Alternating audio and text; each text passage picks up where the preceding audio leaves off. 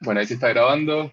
Bueno, antes que nada, buen día a todos. Muchísimas gracias por sumarse al evento. Espero que estén viendo mi pantalla.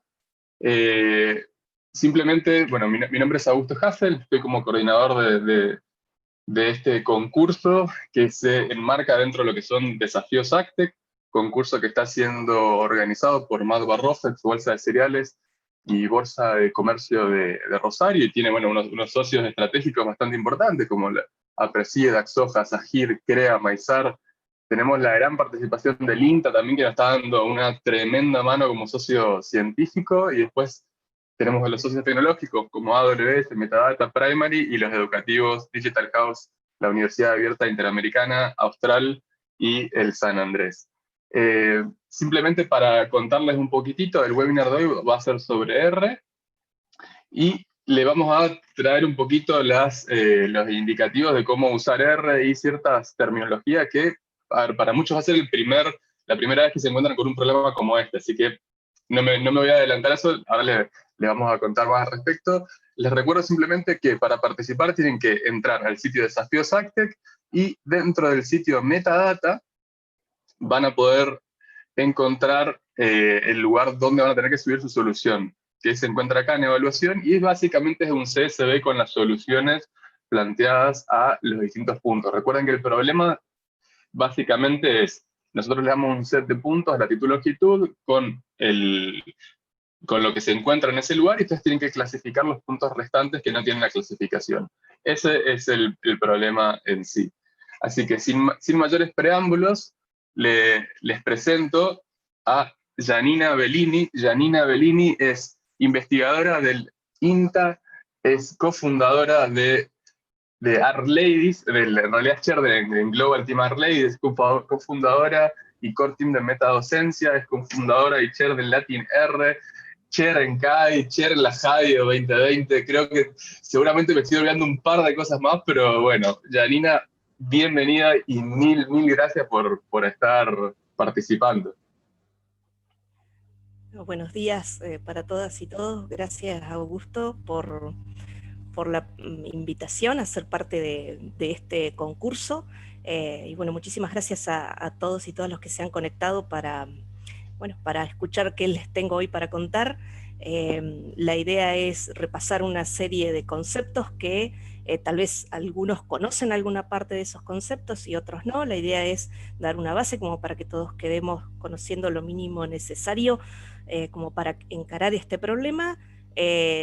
Este es un Zoom webinar, ustedes van a tener ahí un chat con preguntas y respuestas para que espero que lo usen mucho durante la presentación. Augusto me va a estar avisando cuando haya preguntas o comentarios, así que por favor, como para ir aprovechando lo más posible este momento, y si puedo, voy a contestar las dudas y los comentarios que vayan saliendo. Así que, y después de que veamos eso, vamos a ver un poquito de R, cómo aplicar algunos de esos conceptos ya en código, que van a ser tareas, algunas de las tareas las van a tener que hacer para poder entrenar su modelo para el concurso. Así que esa es un poquito la idea de la agenda de lo que tenemos hoy. Así que bueno, Augusto, si me haces dedito, empiezo a compartir pantalla y Dale, vamos a ahí yo ya empezar. dejé de compartir, entonces les recuerdo, tienen el canal de preguntas y respuestas dentro del Zoom, y por otro lado también, si aquellos que deseen, tienen el Slack también. Yo voy a estar mirando ambos canales, así que ustedes por donde quieran escribir son bienvenidos, y vamos a estar intentando responder las preguntas a medida que vayan escribiendo. Así Bien, que, lo primero que te voy a pasar, Augusto, yo te lo paso a vos y vos por ahí lo compartís en alguna perfecto. pregunta o respuesta. A ver si me deja encontrar el chat. A ver, che. Bueno, no me está dando bolilla el chat.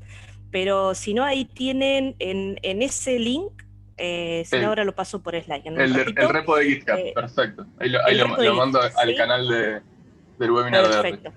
Ahí está todo lo que vamos a ver hoy. Están estas slides, están los dos RMD, que son los dos Armardown que yo voy a ir utilizando, ¿sí? Con el código que vamos a ver, y fuentes de datos que utilicé para armar esto. Así que nada, querías pasarles eso, tranquilos, si no alcanzan a anotar los links o las cosas que les voy a mostrar, está todo puesto en ese lugar, así que pueden volver a eso después. Bueno, ahora sí, vamos a arrancar con la presentación. ¿Me haces dedito para arriba si se ve, Augusto? Está perfecto. Bueno, bien, buenísimo. Entonces, bueno, como le comentaba, vamos a intentar en 1 horita y media cubrir conceptos básicos sobre cultivos, conceptos básicos de teledetección, conceptos básicos de aprendizaje automático y cómo juntamos todo eso en R. ¿Sí? Esa es la idea. Así que, como primer cuestión, vamos a arrancar con el tema de cultivos, que es tal vez sobre lo que menos sé, porque mi formación de grado es en informática, pero hace 23 años que trabajo en INTA y parte de esos 23 años he estado trabajando con imágenes satelitales y cultivos, intentando clasificar y predecir distintos tipos de variables sobre esos cultivos. Entonces, una primer cuestión a tener en cuenta es que los cultivos de cosecha, como los que a ustedes les están pidiendo clasificar en este concurso, si a ustedes les están pidiendo 2 cultivos, que es soja y maíz, tienen un ciclo de crecimiento aproximadamente de 6 meses. En el caso de ustedes les están tocando cultivos de verano o de cosecha gruesa. ¿Sí? Nosotros en un año, en una campaña, se pueden hacer 2 cultivos. De fina en el invierno, por ejemplo, trigo, cebada, centeno, y de gruesa en el verano, por ejemplo, maíz, soja, girasol, sorgo. Y se le dice de fina y de gruesa porque el grano son más finitos y chiquititos o más gruesos y más grandes. Entonces, en esos 6 meses el cultivo va teniendo distintos estados fenológicos que están representados en esta figura, y a medida que va creciendo, a medida que se va desarrollando, ese cultivo va a tener distintas propiedades, va a estar más verde, va a estar más vigoroso, va a tener más clorofila, en un momento va a empezar a madurar y esas propiedades se van a ir, ¿sí? Fíjense que ahí en el último dibujo del maíz aparece pintado como en amarillito, porque ya está maduro, ya no crece más, que es el tiempo de cosecha, y ese cambio en las propiedades se va a ver reflejado de forma diferente en los sensores remotos que nosotros vamos a utilizar para mirarlos, ¿sí? Entonces, es importante conocer esas etapas del cultivo cuando ocurren, porque ustedes van a tener que elegir imágenes satelitales de algún momento de este ciclo que tiene el cultivo, ¿sí? Dentro del repo, junto con el dataset, dentro del repo del concurso, junto con el dataset, estaban este tipo de gráficos. Este corresponde a maíz, tienen otro para soja, y acá lo que les están mostrando es cuando se siembra el maíz, ¿sí? Con línea llena, gruesa, por ejemplo, maíz temprano. ¿Sí? Eso, maíz temprano, ¿qué significa? Que son de las primeras fechas de siembra.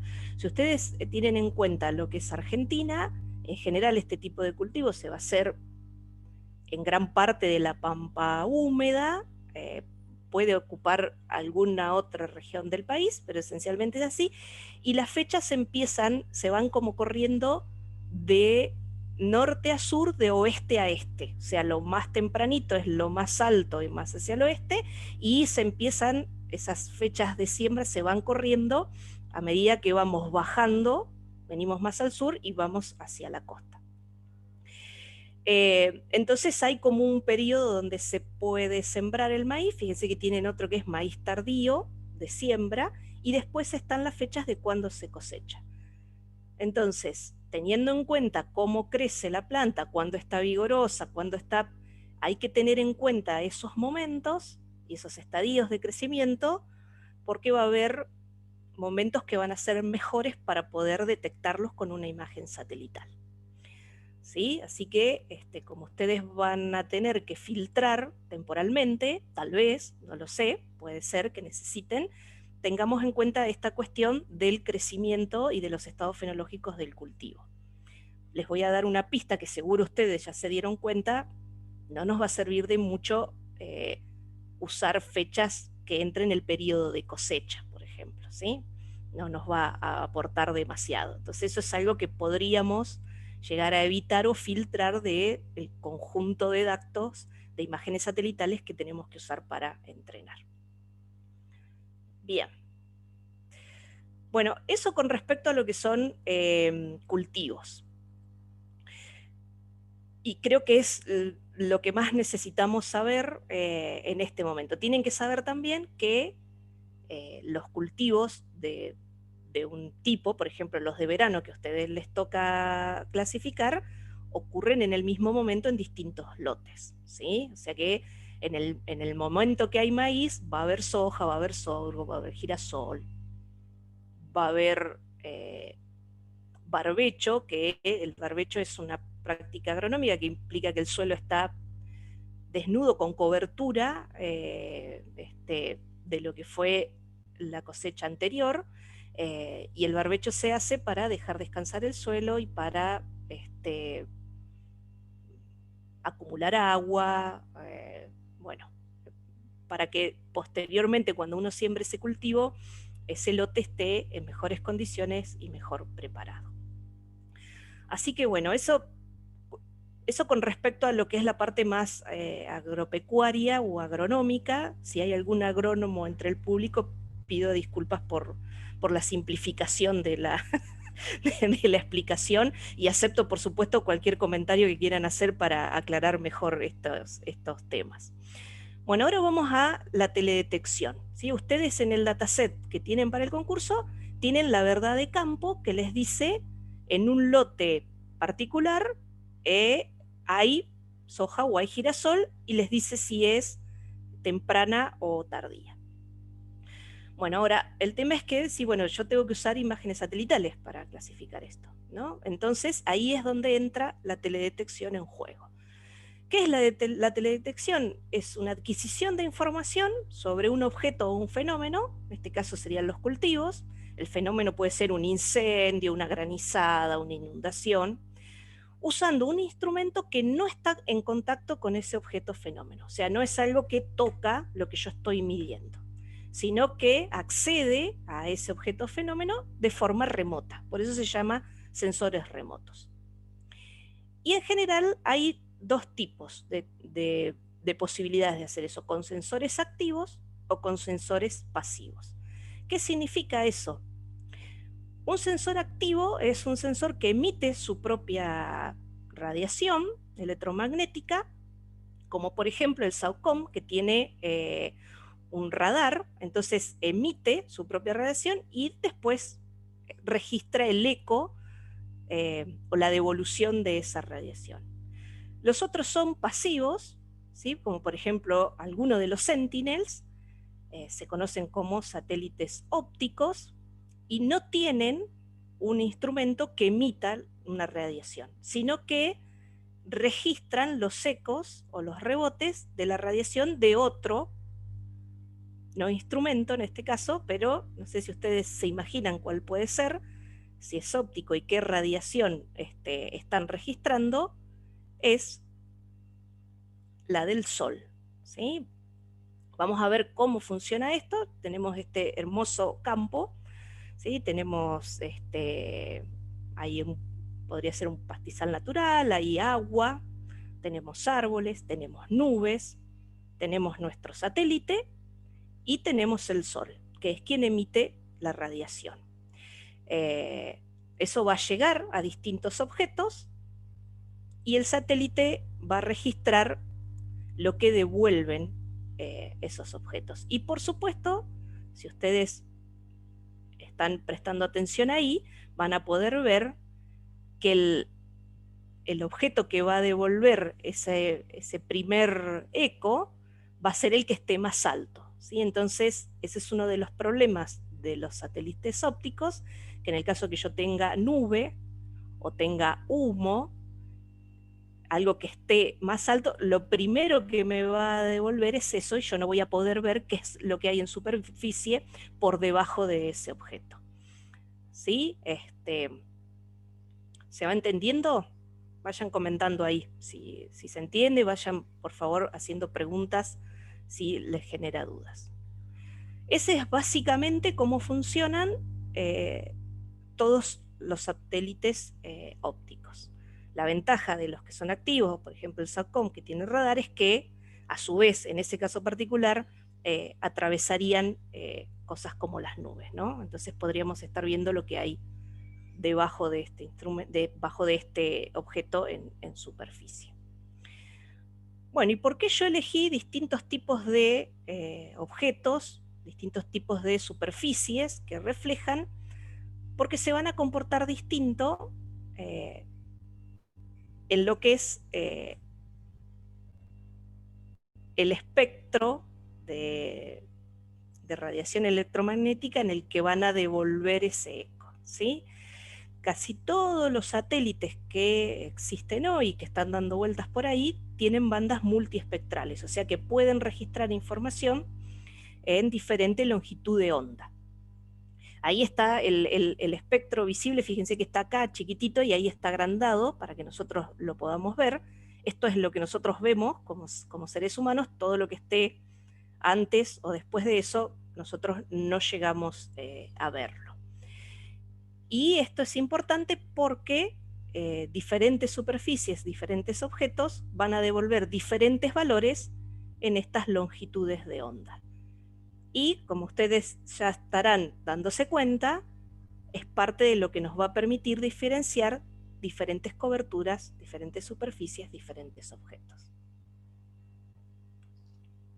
Ahí te hago una pregunta, Yanni, justo Sí, del slide anterior. Eh, por la este, elección, digamos, de los satélites, no, del anterior. Eh, que en realidad era justo cuando hablabas de los satélites pasivos y activos. eh, sí. por qué hoy, digamos, estamos más usando los pasivos? ¿Es una cuestión de tecnología?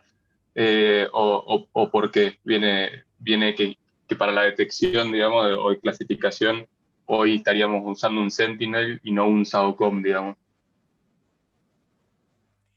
Bueno, primero, tanto o sea, los satélites ópticos tienen más historia de datos. Este, hay algunos Sentinel que tienen una parte de radar, o sea que hay alguna parte no me acuerdo ahora cuál es, eh, pero que se podría llegar a utilizar, pero es una cuestión de cuándo estuvieron disponibles, de cuándo empezaron a estar estos satélites sí, disponibles en funcionamiento. Claro, Y en el caso específico del Landsat y Sentinel que usamos mucho, es porque es lo que también tenemos disponible gratuitamente. Ahora, o sea, hoy tenemos los 40 años de historia de Landsat disponibles para trabajarlos como querramos sin costo. Hace unos ok. años atrás no era así, ya después les voy a contar, y Sentinel también los tenemos disponible para usar sin costo. Modis, que es otro, también lo tenemos disponible sin costo. NOAA también lo tenemos disponible sin costo.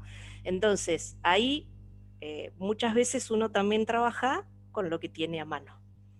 ¿Sí? Ok. Están disponibles de forma gratuita, abierta, y hay muchísimos años de investigación usando estos sensores sobre qué tipos de índices se pueden calcular, para qué sirve cada uno, o sea que hay mucho conocimiento sobre el cual uno se puede apoyar, eh, hecho en estos satélites, ¿sí? Ya después vamos a hablar sobre el acceso y cómo era hace unos años atrás y cómo es ahora, y por qué también utilizamos eso. Eso después por ahí un poquito más adelante de la charla voy a dar algún detalle. A su vez, en el caso específico de SAOCOM, el radar tiene como particularidad de que o sea, son muy buenos para el trabajo con agua. ¿sí? No recuerdo ahora, creo que es banda L, pero discúlpenme, no me acuerdo ahora cuál es la banda que tiene el radar del SACOM, pero nosotros, por ejemplo, en Anguil tenemos radares meteorológicos que son de banda C, siempre todo en la frecuencia de los microondas, ¿no? Y esos satélites que son meteorológicos están preparados para detectar agua en estado sólido, líquido en la atmósfera. Entonces están como preparados para que uno registre, mida y analice otro tipo de objeto. ¿Sí? Entonces, no sé cuál sería la performance del SAUCOM para intentar identificar distintos cultivos. No lo Claro. sé, porque es tan nuevito que tenemos que probar. De los otros tenemos investigación desde la época de los 70, de ver cómo hacemos para diferenciar distintas coberturas en superficie. O sea que hay mucho trabajo hecho atrás, que, bueno, me adelanto un poquito lo que voy a decir, pero creo que se ve potenciado ahora y podemos hacer cosas distintas ahora porque tenemos más poder de cómputo de lo que teníamos hace nada más que 10 años atrás. Ya les voy a contar un poquito de eso. Pero Ahí, en to- esencia es eso. Con los ópticos tenemos más cantidad de datos, conocemos más sobre qué podemos hacer y qué errores tenemos. Y eso, esencialmente esas dos. Nada más y nada menos que esas dos nada más, cosas. menos. Ahí justo Raúl Jiménez comentaba que decía, agregando lo que decías vos, nosotros que los sensores activos son bastante más complejos que los ópticos. Y hubo una pregunta justo de varios comentaron que el Sentinel-1 son también de radar. Y la pregunta concreta fue si Bien. el Sentinel-1 se podría llegar a usar también para este tipo de, de problema.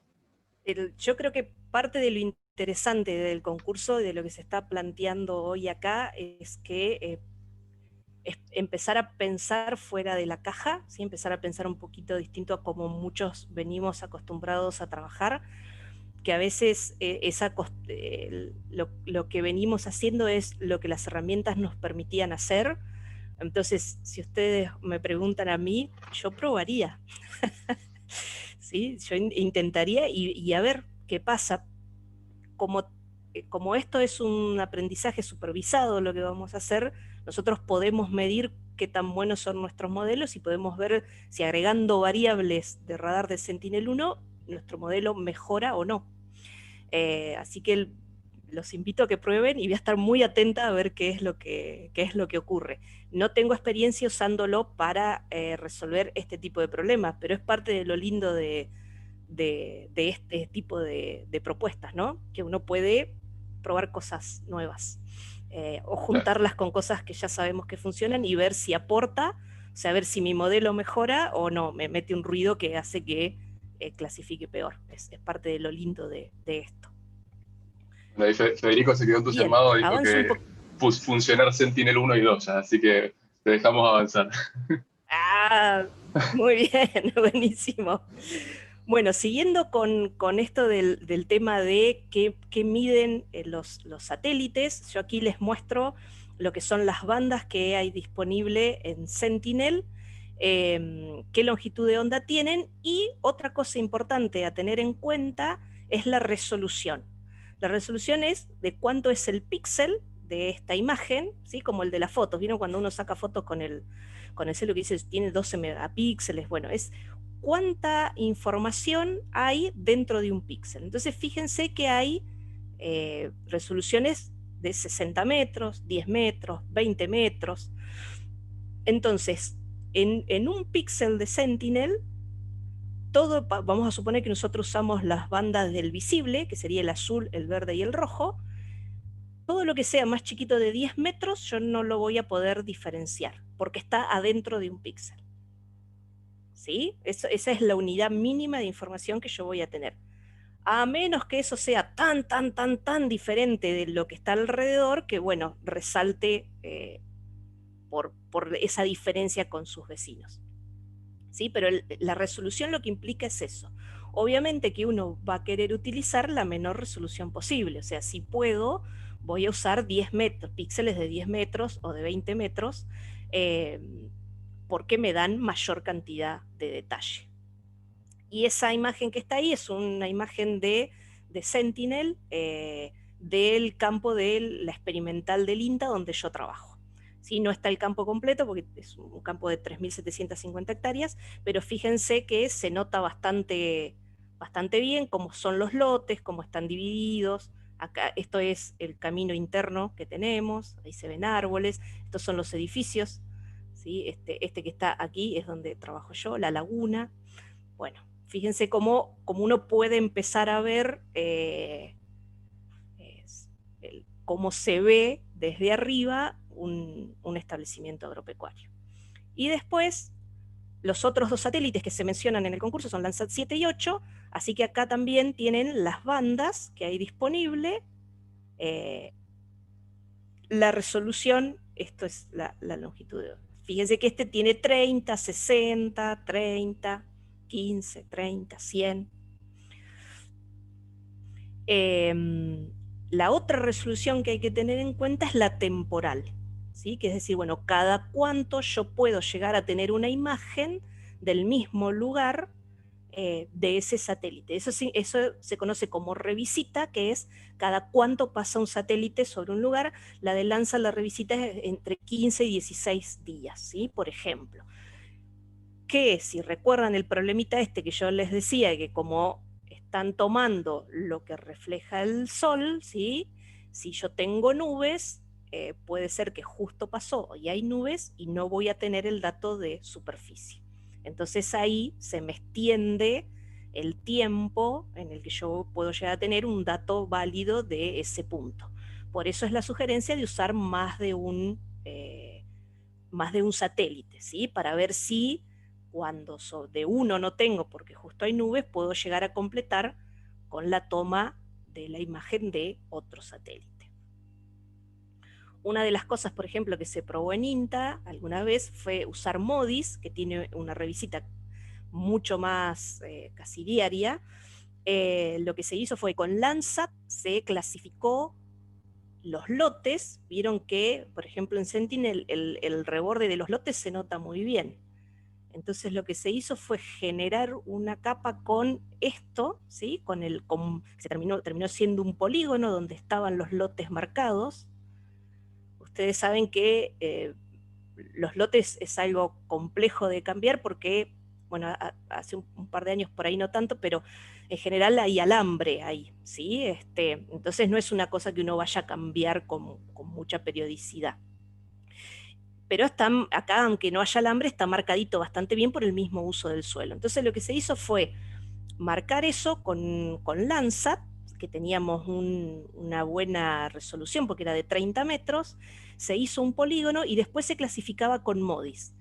Pero se aplicaba esa capa de polígonos y se decía, bueno, como esto es un lote, lo que esté acá es todo del mismo cultivo, ¿sí? Entonces, a partir de la clasificación, es decir, bueno, tenían distintas clases, entonces había como distinta probabilidad de que, vamos a suponer, esto fuera, voy a decir cualquier cosa, ¿sí? Girasol, ¿sí? Bueno, si acá la probabilidad más grande es que girasol, yo lo haya clasificado acá, o acá, o acá, no importa, yo sé que todo esto es girasol.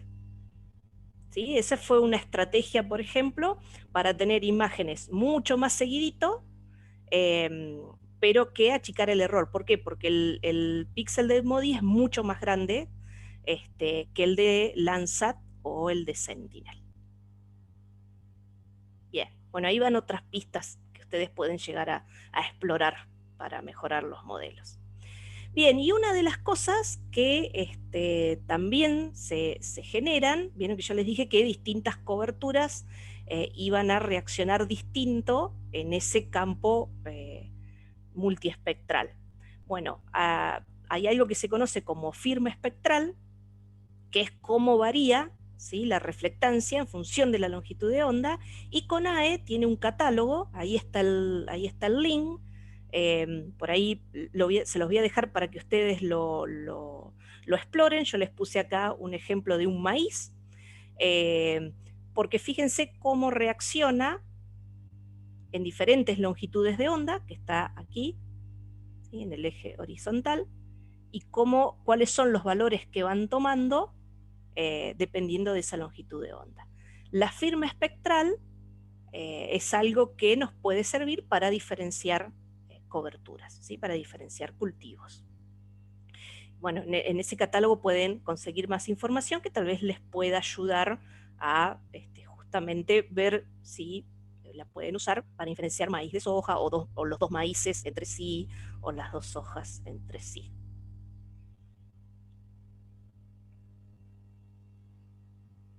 Esto también, como tiene la longitud de onda, los podría llegar a orientar en cuáles son las bandas que deberían usar para poder diferenciarlos.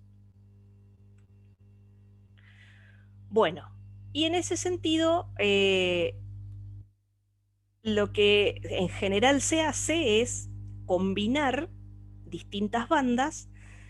Lo que uno hace cuando está en un visualizador es seleccionar las bandas y decirles cuál es en el monitor, con qué me va a mostrar el rojo, con qué el verde y con qué el azul, para que yo lo pueda ver de alguna manera.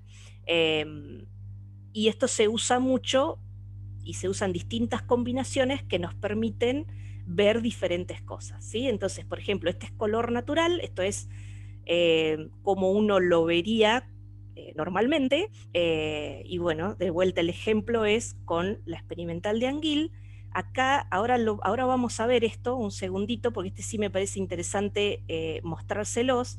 LandViewer es una herramienta que es un visualizador, nos permite buscar un lugar y después nos presenta un montón de índices y cómo se calculan. Entonces, me parece que es una herramienta interesante para que ustedes puedan ir y ver y buscar distintos índices que pueden llegar a servirles y sepan cómo es la cuentita que tienen que hacer para calcularlo.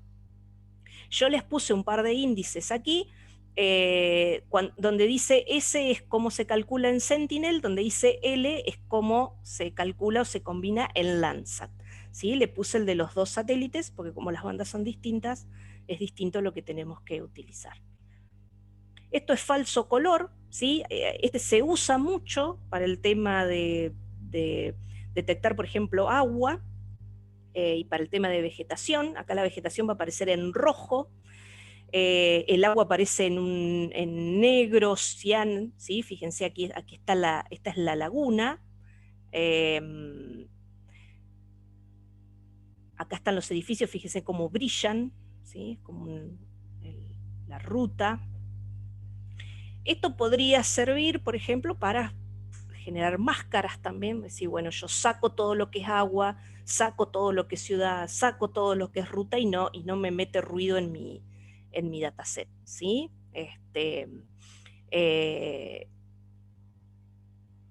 Bueno, el rojito claro, acá está la explicación, rojos más oscuros es con una vegetación más verde que los rojitos más claritos.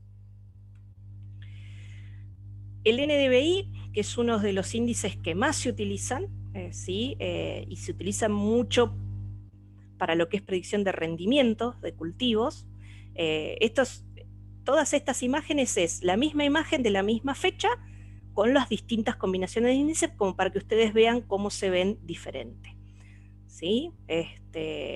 Y el NDVI muestra la biomasa relativa, digamos. Entonces, más verde, más vigorosa es la vegetación, más amarillos y rojos, menos vigorosa es, o no hay vegetación directamente, ¿sí?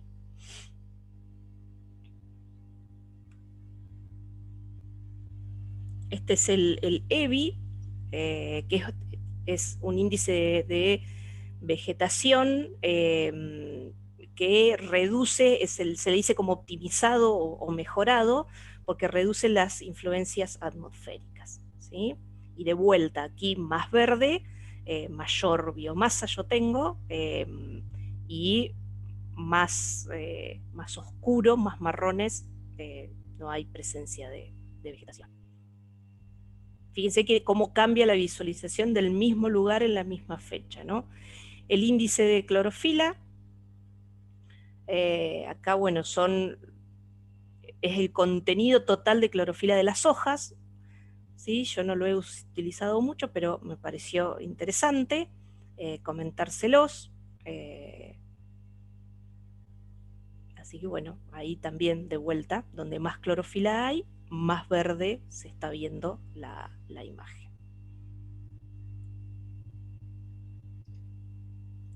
Y el SABI es parecido al EVI que estuvimos viendo.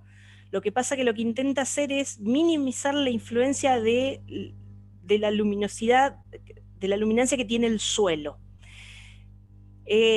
¿Por qué les muestro esto? Bueno, ustedes tienen que clasificar en Santa Fe, pero el tema de estos índices que vimos anteriormente y los valores y lo que en general suele aparecer en la bibliografía como lo que uno está viendo dependiendo del valor que tiene el índice, suele no ser muy replicable en zonas más semiáridas o áridas como en la que yo vivo, que es La Pampa, porque justamente tenemos esta cuestión con el suelo. Entonces el SABI es un índice que usamos como complemento de los demás para poder analizar nuestros cultivos en zonas como esta.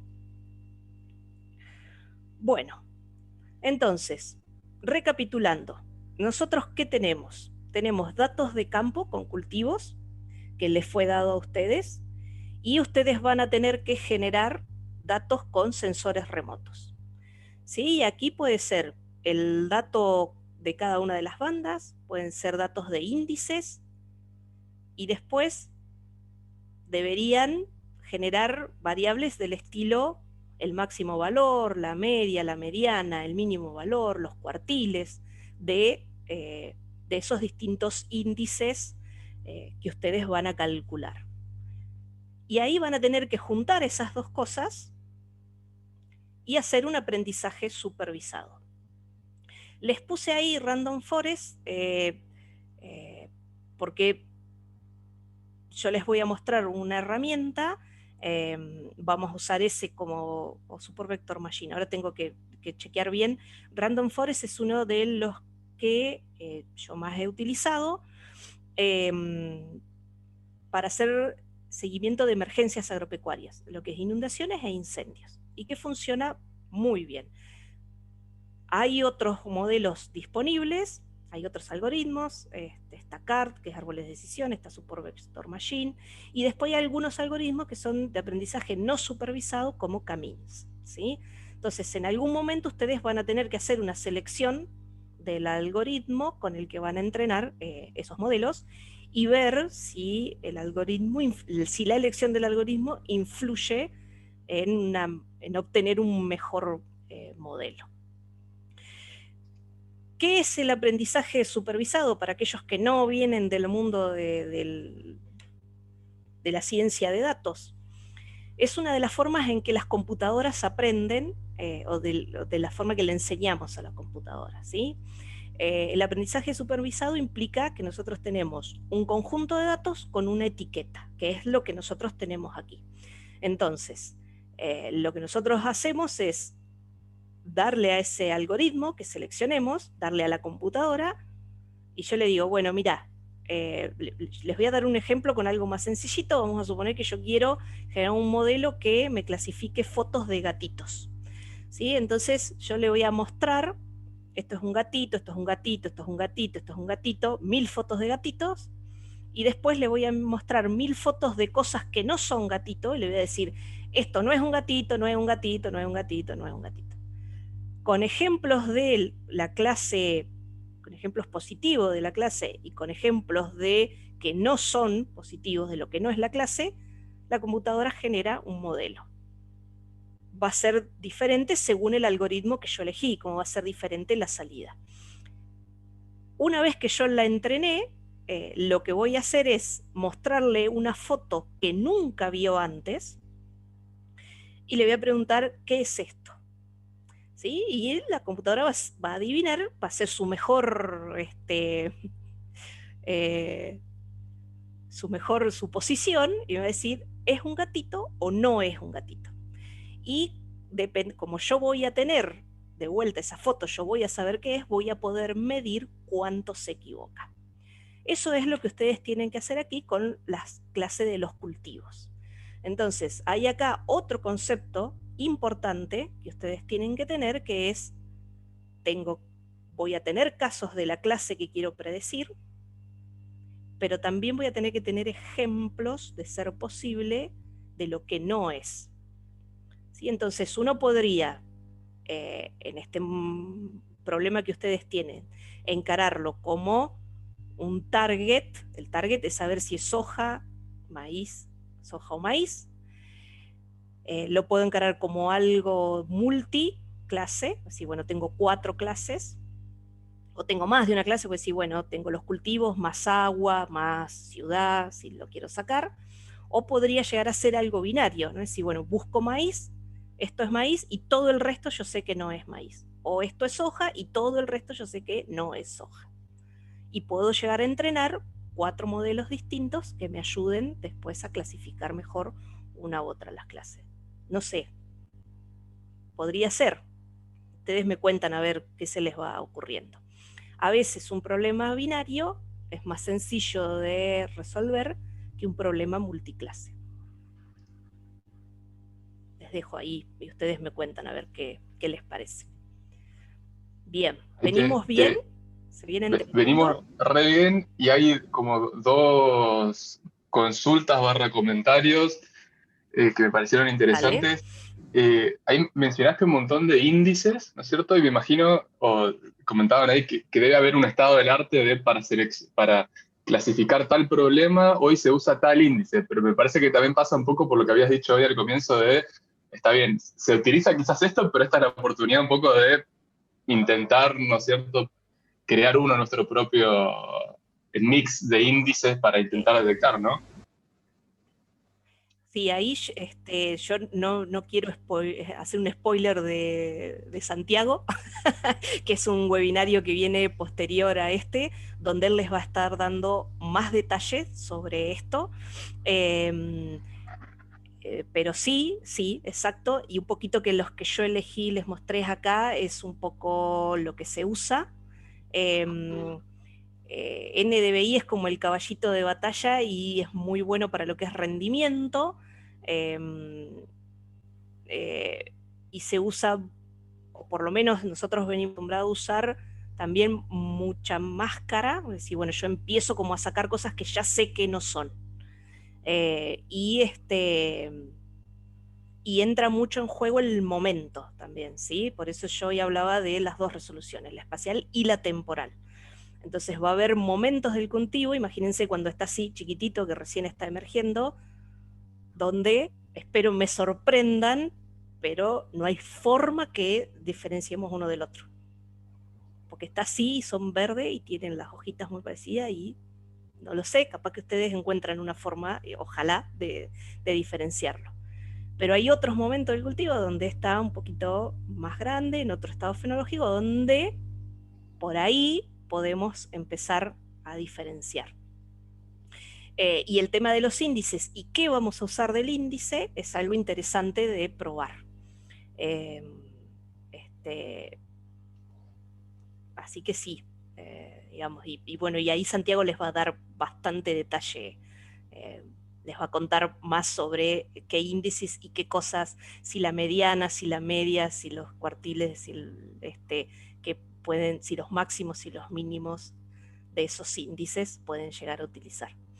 Lo lindo que tenemos hoy con este poder de cómputo y esto que tenemos disponibles las imágenes en la nube es que calcular muchas de esas cosas no es tan costoso como hace unos años atrás. Entonces, cuando uno hace data mining, cuando una de las cosas que vos muchas veces te planteás, no reinventar la rueda, ¿sí? No probar lo que uno ya sabe que no funciona, pero tampoco descartemos desde el inicio. Es decir, bueno, yo pruebo. Por ahí, qué sé yo, funciona, ¿sí? ¿Quién soy yo para descartar una variable así? Entonces, bueno, por ahí es ese juego, ¿no? Es la parte que tiene de divertida. Está bien, yo supongo que si todos ustedes están acá es porque les divierte más o menos lo mismo que a mí. Entonces eso es parte de esto de ir probando y ver cómo mi modelo se va comportando. Hay toda una parte también de cuando uno genera modelos de este estilo que es el feature selection, que hay algoritmos que nos ayudan a elegir cuáles son las variables que nos van a hacer generar un modelo con una mayor precisión. Entonces por ahí también los invito a que jueguen con eso, es decir, bueno, yo genero todas estas variables y después utilizo algún tipo de herramienta que me ayuda a elegir y vemos cuáles son las que me ayudan a explicar o me ayudan a clasificar estos lotes. Después Sí, dijiste Augusto, me decías que había más. sí, hay una más que es, claro, vos mencionaste, digamos, no va a ser posible entonces utilizar el mismo algoritmo. Si yo armé un algoritmo para hacer esto en La Pampa, ese mismo algoritmo, utilizarlo para Santa Fe, digamos, no hay un algoritmo universal que pueda ser utilizado en todos lados, ¿no es cierto? Y es como complejo, digamos, porque nuestros cultivos, o sea, el cultivo va a tener un crecimiento y un rendimiento diferente según la zona. ¿Sí? Entonces, un maíz bueno en Pergamino es un maíz imposible en La Pampa. Nunca voy a tener un maíz que rinda y que por ende tenga la biomasa que tiene un maíz en la zona núcleo o en la mejor zona de nuestro país. Además, en La Pampa hasta existe este concepto del maíz doble propósito, de decir, bueno, yo lo siembro, si tuve un buen año y viene bien, lo cosecho y lo vendo como grano, y si no, se lo doy de comer a los animales. O sea, fíjate el nivel porque no vale la pena, lo que va a rendir no vale la pena el costo de cosecharlo y guardarlo y enviarlo. ¿Sí? Entonces, hay una cuestión ahí de si zonas son más productivas que otras, y que obviamente los cultivos van a rendir diferente. Como también hay zonas donde nunca vamos a poder hacer maíz, o nunca vamos a poder hacer eso porque no tengo el suelo, no tengo la lluvia suficiente, entonces el ambiente condiciona mucho, y por ahí no sé si un solo algoritmo generalizado, tal vez más de uno, o tal vez aceptar que vamos a tener distintos tipos de errores según la zona en lo que usemos. Claro. Lo interesante de esto es que podemos medir el error, y que si yo conozco el error y lo informo, quien use el modelo y tome una decisión va a poder decidir si con ese error la información le sirve o no. ¿Sí? Como diría el dicho, el que avisa no es traidor, digamos, decir, bueno, mira, este es mi modelo, está ajustado para esta zona, en este lugar tiene este porcentaje de error, fíjate qué haces con esto, digamos, ¿sí? Pero lo que a veces ocurría es que se usaban técnicas no supervisadas, que ahí es más complejo medir el error, porque hay que sí o sí después salir a campo para ver cómo fue la clasificación, o se usaban técnicas supervisadas sin informar el error. Y entonces ahí es muy difícil que uno tome una decisión con eso, porque yo no sé en cuánto me estoy equivocando, y si esa equivocación yo puedo asumirla como que, bueno, está bien, yo sé que me equivoco esto y para lo que yo quiero hacer me alcanza. O, bueno, no, yo con este error no puedo trabajar. ¿Sí? El concepto de cuál es el costo del error, aquí tiene, y a veces es qué tipo de error. Yo puedo aceptar a veces el falso positivo, o sea, que me digan que esto era maíz y no era maíz, o no, realmente lo que yo tengo que optimizar es que no se equivoque. Acepto que te pierdas algún maíz, pero no puedo aceptar que me digas que es maíz y era soja. ¿Sí? Entonces ahí también hay un balance, un threshold que uno tiene que decidir cuál es el tipo de error que yo acepto más que otro. ¿Sí? ¿Me equivoco en los falsos positivos? ¿Me equivoco en los falsos negativos? Bueno, ahí también hay decisiones a tomar. Y uno hasta le puede poner un valor al costo en esa matriz de confusión, y que el algoritmo intente optimizar un tipo de, o sea, equivocarse menos en un tipo de error, y aceptar que se equivoca más en otro tipo de error. Interesante. Clarísimo, sí, sí, sí. Bien, ¿seguimos? ¿O hay Seguimos. algo más? Seguimos. Bien. Bueno, y entonces esto acá les voy a contar un poquito de historia personal, pero para que vean por qué a mí, a pesar de que trabajo en esto y de que soy muy joven igualmente, esto de la geotecnología en la nube y demás, aunque sé cómo funciona, me sigue pareciendo un poquito magia, ¿no? Yo entré al INTA en el año 98. Parte de mi trabajo era trabajar con imágenes satelitales. En ese momento lo que hacíamos era analizar a nivel de explotación agropecuaria, generábamos el mapa del productor, marcábamos los lotes, calculábamos cuánta agua tenía, cuánto monte tenía. Y para hacer eso teníamos Landsat, era el satélite que había disponible en ese momento. Teníamos que buscar cuál era la imagen que correspondía al campo que queríamos analizar. Después se la pedíamos a CONAE, por mail o por teléfono. CONAE nos la cobraba en ese momento $500, la grababa, nos las mandaba en un CD por correo postal, si hace 20 y pico de años, no hace 100, no es la prehistoria.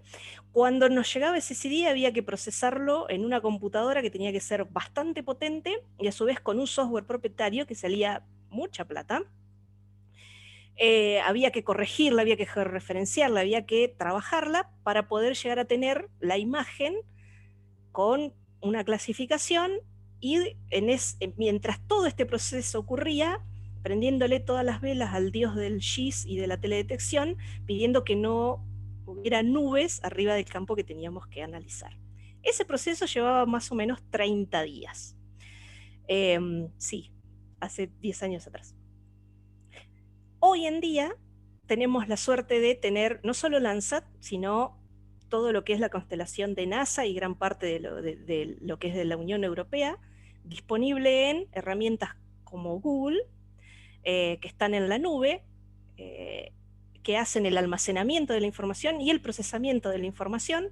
Así que yo lo único que necesito es una buena conexión a Internet y en cuestión de segundos, como vamos a ver ahora, obtengo lo que necesito. O sea que mucho de lo que se va a poder hacer, o de lo que se puede hacer, está por descubrirse gracias a estas nuevas herramientas que tenemos. ¿Sí? Imagínense que para trabajar, como yo les decía, había cosas que uno terminaba sacrificando por una cuestión de tiempos, poder de cómputo y disponibilidad de datos. Cuando eso desaparece, yo puedo jugar mucho más, puedo probar mucho más de lo que podía probar en ese momento. Entonces, por eso los invito a que pensemos qué se puede llegar a hacer cuando yo no tengo esta restricción de datos y tiempos y poder de cómputo. Bueno, ¿qué es lo que puedo hacer en estas plataformas como GEE?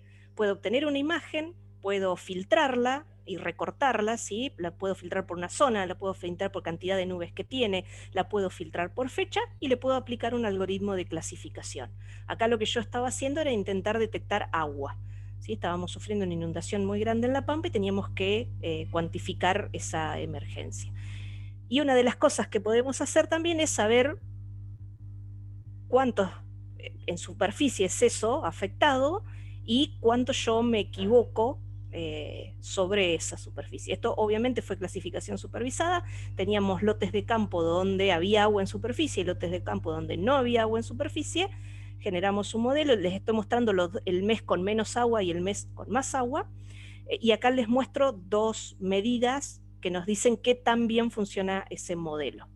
¿Sí? Esto es la exactitud, es muy alta, da hasta para sospechar que dé tan bien. Lo que pasa es que, bueno, igual justo agua es algo que no es complejo de clasificar.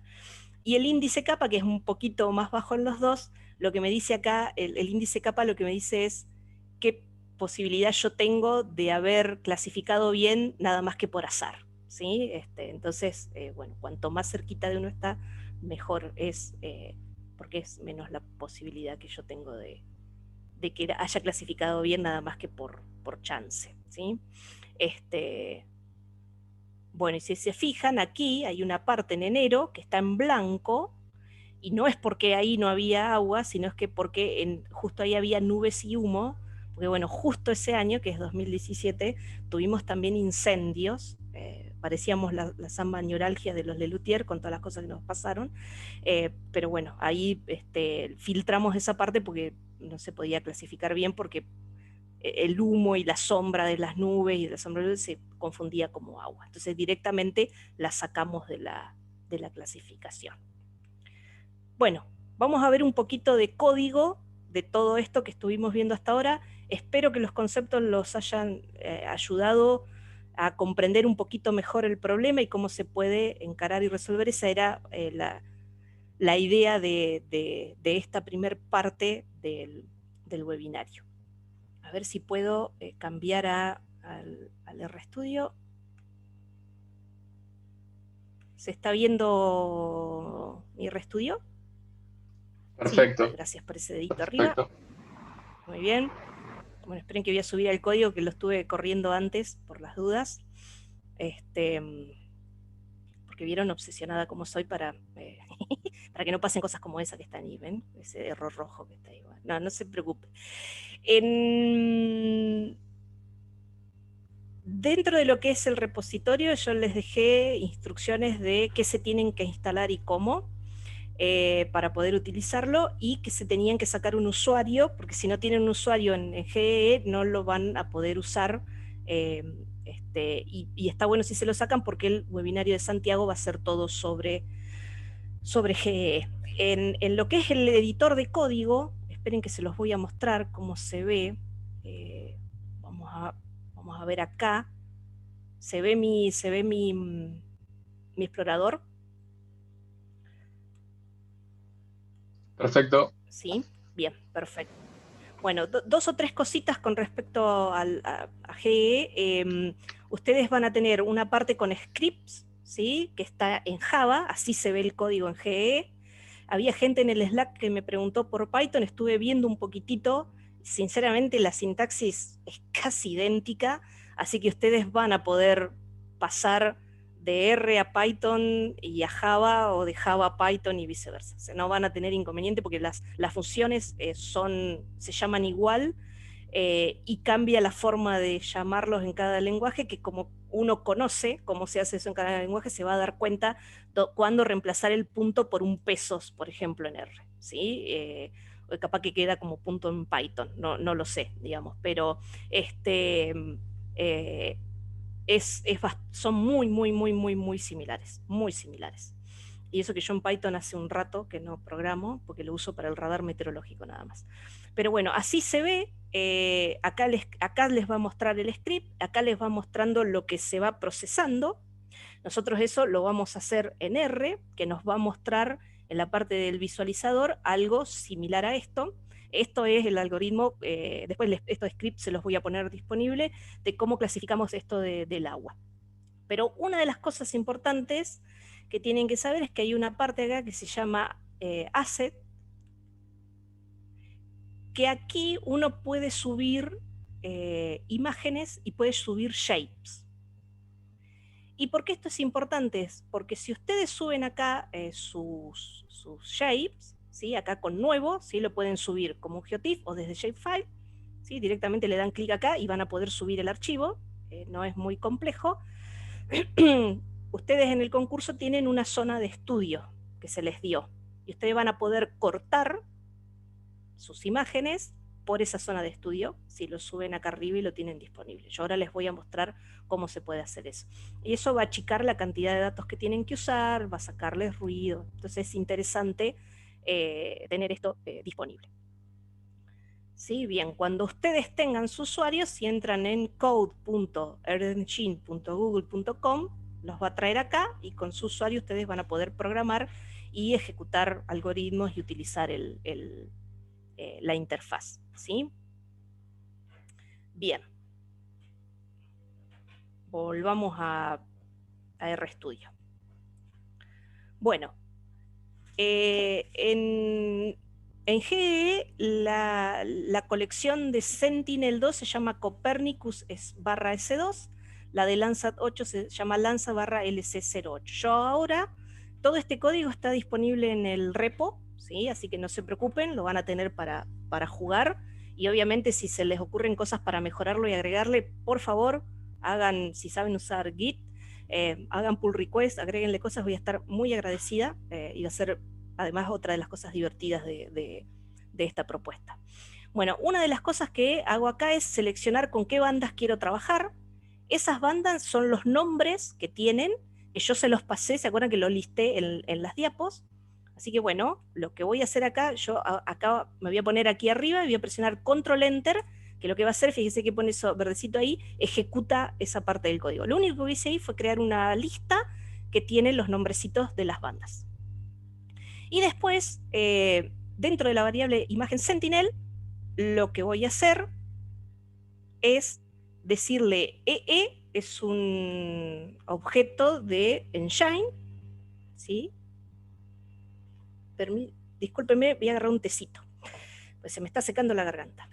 Le digo qué colección de imagen quiero, ¿sí? Image Collection. Le voy a decir Copernicus /S2. Le voy a decir que seleccione lo que está en bandas, o sea que me va a seleccionar B8A, B4, B11, estas que están acá. Le voy a decir que me filtre una fecha, y aquí le puse una fecha de inicio y una fecha de fin. Voy a elegir todas las imágenes Landsat con esas bandas del mes de octubre del 2020.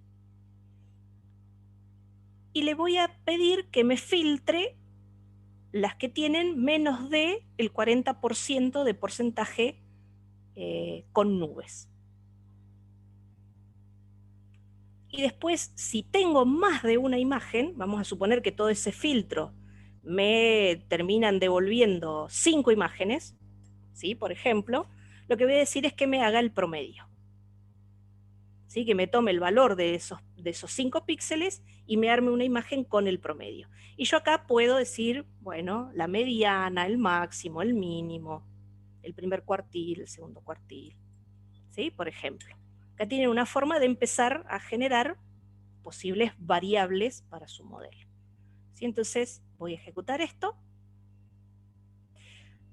Acá genero una visualización. Acá elegí esta serie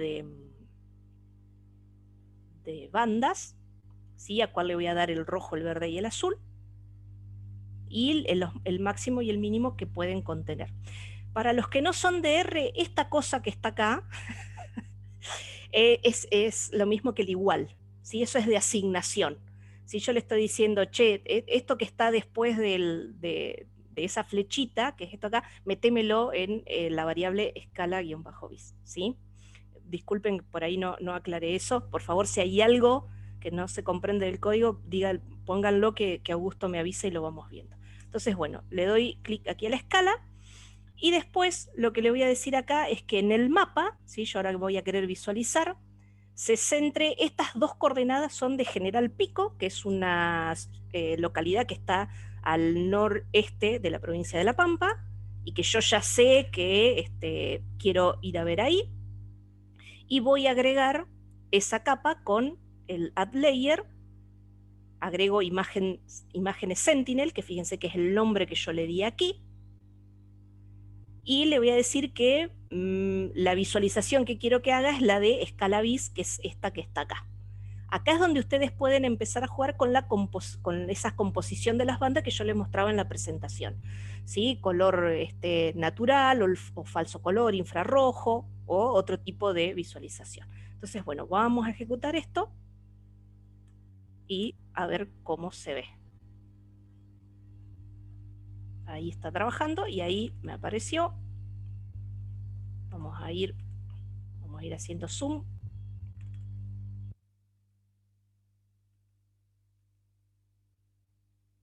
General Pico está por aquí. Bueno, ahí empieza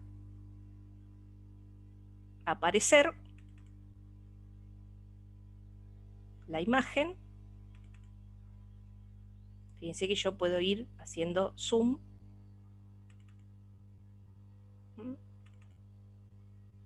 Bueno, y miren cómo se ve. Acá tengo la ciudad, acá tengo agua, acá tengo lotes con más o menos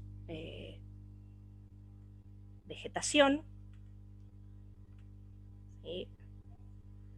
Y algo, por ejemplo, algo que a mí me gusta mucho mirar, si ustedes se fijan, eso que está ahí es el límite con la provincia de Buenos Aires, y si se fijan en La Pampa, todos los cuadraditos son así. En la provincia de Buenos Aires vienen con diagonales por la división política que tenemos de nuestras provincias. Discúlpenme. Bueno, bien, si nosotros vamos extendiendo el zoom, fíjense que esto no es que solo La Pampa o solo, fíjense que tengo, si yo me voy yendo en el zoom, van a ver que está cubierto el planeta, digamos, ¿sí? Entonces, yo quiero tanto, y quiero procesar todo el mundo, no, yo quiero procesar una partecita, ¿no? Entonces lo que vamos a hacer es cortar el área de estudio, ¿sí? Y ahora, ahí veo que me anoté a mí misma, porque veo que ya me estaba olvidando, me conozco, que vamos a jugar un poquito con los filtros de lo de las nubes. Bueno, ¿cómo hago yo para cortar en una zona? Bueno, señalo con el dedo en la pantalla, discúlpenme, me parece que estoy dando clase en el aula. Esta línea que está acá, yo dentro de lo que es la variable este de la pampa, le estoy pidiendo a GE que me recupere un feature collection que yo tengo en mi asset, ¿sí? Por eso les mostraba hoy cómo se subía uno. La forma de decirlo es user, este es el nombre de ustedes como usuarios, que es la primera parte de su correo de Gmail, si ya se notaron, Shabeshini, barra el nombre que tiene el asset en GE. Vamos a ir un segundito a GE, así lo vemos. Vamos a ir a Assets, aquí, y fíjense que yo acá tengo zona-estudio, ¿sí? Que ahora les muestro qué es esa zona de estudio. Entonces lo primero que voy a hacer es con control enter voy a ejecutar eso, y después de vuelta selecciono las bandas, no lo voy a ejecutar porque ya la tengo en memoria, pero ahora a lo que ya habíamos visto hoy, que es Copernicus, con estas bandas, acá les cambié la fecha, ¿sí? Voy a trabajar con la del 2017, que es lo de la inundación, el mismo tipo de pedido para lo que son las nubes, de vuelta el promedio, y le voy a agregar esta instrucción que es clip este de la pampa. Entonces lo que me va a hacer ahí, mágicamente, es cortarme por lo que es ese polígono que yo tengo grabado en este de la pampa. Yo sé que ustedes dicen, ¿por qué esta mujer se emociona tanto con esto? ¿No saben lo que era en el año 98 armar un mosaico con más de 2 imágenes y cortar algo así? No les puedo explicar. Así que para mí es maravilloso que se pueda hacer esto en 5 líneas de código. Así que bueno, le voy a dar control enter para ejecutarlo. La escala es la misma que ya teníamos, y acá fíjense que cambié, en vez de el centro lo puse con un objeto, este de la pampa, porque quiero que vaya hacia lo que yo ya recorté, y el 7 corresponde al nivel de zoom que yo le quería dar. ¿Sí? 1 es todo el mundo, y a medida que nos vamos haciendo zoom, aumenta el numerito de 1, 2, 3, hasta a lo que nosotros querramos ver. Así que bueno, voy a darle control enter aquí, y vamos a agregar al mapa. Entonces, fíjense que ahora ya aparezco en la pampa y aparece cortada ya las imágenes. La zona de estudio en realidad abarca todo esto. ¿Por qué me muestra esto así? Por el tema de las nubes, porque me está filtrando lo que no cumple con ese parámetro del 40%. Así que vamos a ir a jugar un poquito con eso. Vamos a cambiar acá. Voy a poner 10. Voy a volver a correr esto. Y voy a volver a agregarlo al mapa.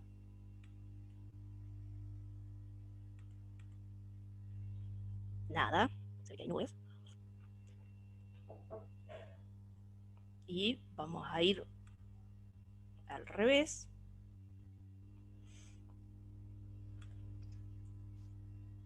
O sea, antes, ¿cuánto realmente te tardaba en poder filtrar por el 10% de 9 o 90%? No, no podía filtrar primero. No había una función en los software que yo podía filtrar así. O sea que era ojo. Si tenías la suerte de que la imagen venía sin nubes, bueno, si venía con nubes, era medio a ojo, o hacer primero una clasificación no supervisada para que te marcara las nubes y aplicar una máscara para que te las saque. ¿Sí? Entonces, pero como yo digo, a martillo, era a mano, y a su vez era un tiempo interesante porque era en una compu personal del año 98, 99, 2000. ¿sí? O sea que no son los i7 que tenemos ahora tampoco, no había 16 GB RAM. Gente, estoy hablando de momentos donde todavía usábamos disquete de 3,5. Entonces, sí, discúlpenme que yo me emociono tanto con estas cosas, pero realmente ahora podemos calcular muchas más cosas y podemos jugar mucho más de lo que podíamos antes porque no tenemos esta restricción del tiempo, tanto en cómputo como de procesamiento y como de acceso a los datos, ¿no? Eh, a ver, vamos a ver si con este del 90 me muestra me muestra un mapa con más información. Esto es lo que se denomina Sí, fíjense. automágico en el mundo de la programación. Sí, hay una frase Terry Pratchett que dice que aún sabiendo cómo funciona te sigue pareciendo magia. Tiene un poco que ver con eso, ¿no? Sí, bueno, yo entiendo cómo funciona, pero es maravilloso igual. Bueno, fíjense que me agregó aquí eh, una parte más, pero fíjense que todavía hay una parte que no me agrega porque tiene más del 90% de la imagen con nubes, y si vamos a hacer un poquito de zoom, si ustedes están viendo ahí, eso medio violetita acá, eso era humo en realidad, más que nube, ¿sí? Esa parte que se ve ahí. Era por los incendios. Justo Bueno, pero hicieron una pregunta fíjense que relacionada. yo... Sí. ¿El Cloud Pixel Percentage es el área de la imagen que tiene nubes o es la probabilidad del píxel de tener nubes? Sí, en realidad es eso, porque fíjate que acá es tanto nube como humo en este caso, pero no es la superficie de suelo. Digamos, no, pero igualmente el valor que vos pones acá, el 10, el 40 y el 90 que yo usé ahí, no, es el porcentaje total que esa imagen puede tener tapada, digamos, vamos a decirlo. Entonces, ¿cuánto yo acepto que esa imagen tiene cobertura de nube? Pero no, y se le llama nube, porque fíjense que es cloudy, pero puede ser humo, puede ser otra cosa que esté tapando el suelo. Sí, no Gracias. sé si se entendió, pero bien. Bueno, sigamos un poquito más. Bueno, todo bien, pero sí, bueno, Yani, si yo quiero por ahí buscar alguna imagen particular, ¿sí? ¿Cómo hago yo para saber que se llama Landsat LC08? ¿Cómo hago para saber que se llama Copernicus barra S2? Bueno, yo ya se los dije, parte por ahí del aporte mío hoy era que se fueran con algunas cosas ya medias premasticadas, pero si no, uno puede buscar, ver qué es lo que hay disponible, y especialmente con respecto de las fechas. ¿Se acuerdan que hablamos que las fechas era un temita importante por cómo crecían los cultivos? Entonces, una forma de buscar es con Image Collection, ¿sí? Uno le puede poner el nombre, filtrar por la fecha y filtrar por el lugar donde yo quiero buscar imágenes. Y acá de vuelta le paso una coordenada geográfica. Le puedo también pasar un polígono en el que yo quiero buscar. Bueno, yo acá de vuelta le pasé pico, vamos a ejecutar esto para ver qué hace. Y con esta función yo puedo obtener el ID de la imagen que quiero trabajar. Entonces, vamos a ejecutar eso, a ver si... Bueno, se los voy a mostrar en la consola, así a ver si me muestra aquí abajo el resultado. Espérenme, acá, bien, perfecto. Fíjense que acá lo que hizo es mostrarme, yo acá filtré por Landsat, en un rango de meses, y lo que me está mostrando acá es cuáles son las imágenes individuales que hay y en qué fechas se tomaron. Entonces yo después, si tomo este ID que está acá, puedo trabajar solo con esa imagen, si quisiera. Es decir, bueno, yo voy a trabajar con la fecha del 15 de mayo del 2020. ¿Sí? Entonces yo acá ya hice esto. Voy a ejecutar esto que es como quiero verlo, porque estoy trabajando con Landsat ahora, sí, ahora cambié de satélites, venía trabajando con Sentinel. Entonces fíjense que acá directamente lo que le pido es que me recupere esa imagen, ¿sí? Entonces el ID lo saqué de este listado anterior. Les puse el código por si ustedes quieren buscar dentro de un rango de imágenes en una zona particular, una escena, una imagen de un día específico. ¿Sí? Entonces voy a ejecutar esto aquí, y ahora lo vamos a mostrar. ¿Sí? Entonces, bueno, fíjense, yo acá no le puse ningún tipo de restricción con respecto de la cantidad de nubes, y bueno, me la trajo igual. Si yo le hubiese hecho algún tipo de filtro por nube, lo más probable es que no me hubiesen aparecido en el listado esta imagen. ¿Sí? Fíjense cómo se ve. Y ahí nosotros no estamos viendo qué hay debajo, y a su vez esa sombra que hace la nube, en un clasificador de agua puede llegar a confundirse como agua, por ejemplo, ¿no? Bien, vamos a ver qué más les había preparado. Bueno, índices multiespectrales, ¿sí? Decir, bueno, todo lindo, Yani, todo bien, ya elegimos elegimos Sentinel, elegimos Lanza, la cortamos al área que me interesa, me mostraste que lo puedo ver en color natural, que lo puedo ver infrarrojo, todo bien. ¿Cómo calculo los índices? Que fueron mucho de lo que yo les dije que se podía utilizar. Bueno, acá hay un ejemplo.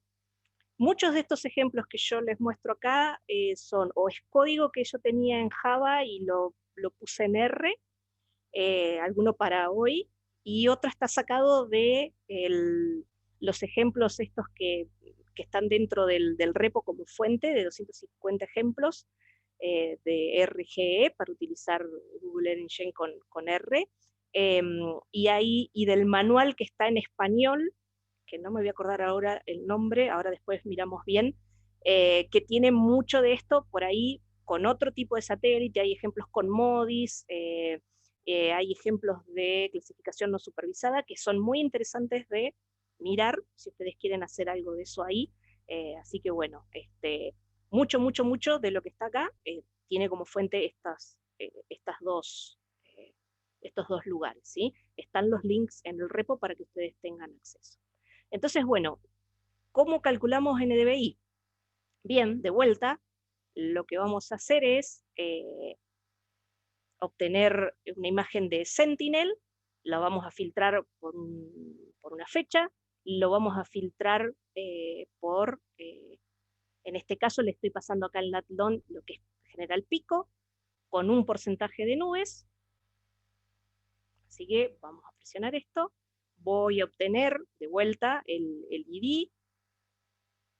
Vamos a ver acá, ¿sí? Fíjense, acá me pasó los CD que cumplen con todos esos requisitos, ¿sí? Que yo les di recién, ¿sí? Que sea Copérnico, que esté en octubre, que sea de esta zona y que tenga menos del 5% con nubes. Yo ya elegí esta, ¿sí? De todo ese listado, las estuve chusmeando hoy, un poquitito antes, así que vamos a elegir esto. Voy a recuperar esa imagen con image, voy a ir hasta ese punto con un zoom de 12, voy a definir la paleta de colores, y esta paleta de colores es del NDVI, así que tiene esto de ir de verdes a rojos, así que acá también la tienen, y acá viene cómo calcular el índice. Entonces, en CEN2 yo tengo la imagen, y hay una función que es diferencia normalizada, y le paso las bandas con las que tiene que trabajar. Que estos nombres de banda, ustedes lo tienen en la diapo, y si no pueden ir a Landviewer y ver cómo es el cálculo y cuáles son las bandas que se usan para calcular cada índice. ¿Sí? Así que, y bueno, y después lo agrego al mapa.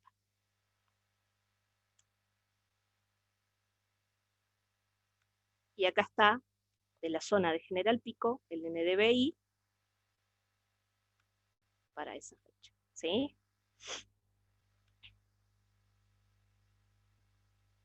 Bien. Es una sola imagen, ¿sí? Fíjense, que es la que yo elegí en el índice. Bueno. ¿Cómo venimos hasta acá? ¿Venimos bien? Creo que esa parte le voló la cabeza a un par seguramente. Bueno, pero fíjense que es, de vuelta, no es complejo, Y por ejemplo, de Landsat hay mucho que ya viene en la función que se llama NDVI, por ejemplo, directamente, ¿sí?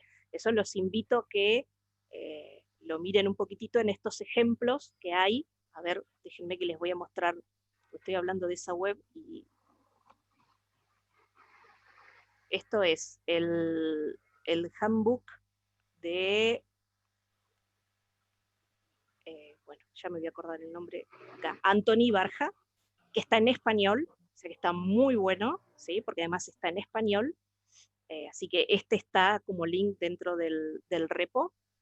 Y la otra es, vamos a ir al repo, así hago, porque no me lo acuerdo de memoria, estos 250 ejemplos que tiene el código, ¿sí? Entonces, ustedes entran acá y dicen, bueno, a ver, Machine Learning, y viene, bueno, ¿cómo hago un Regression Tree en R? Entro aquí y tengo acá el código.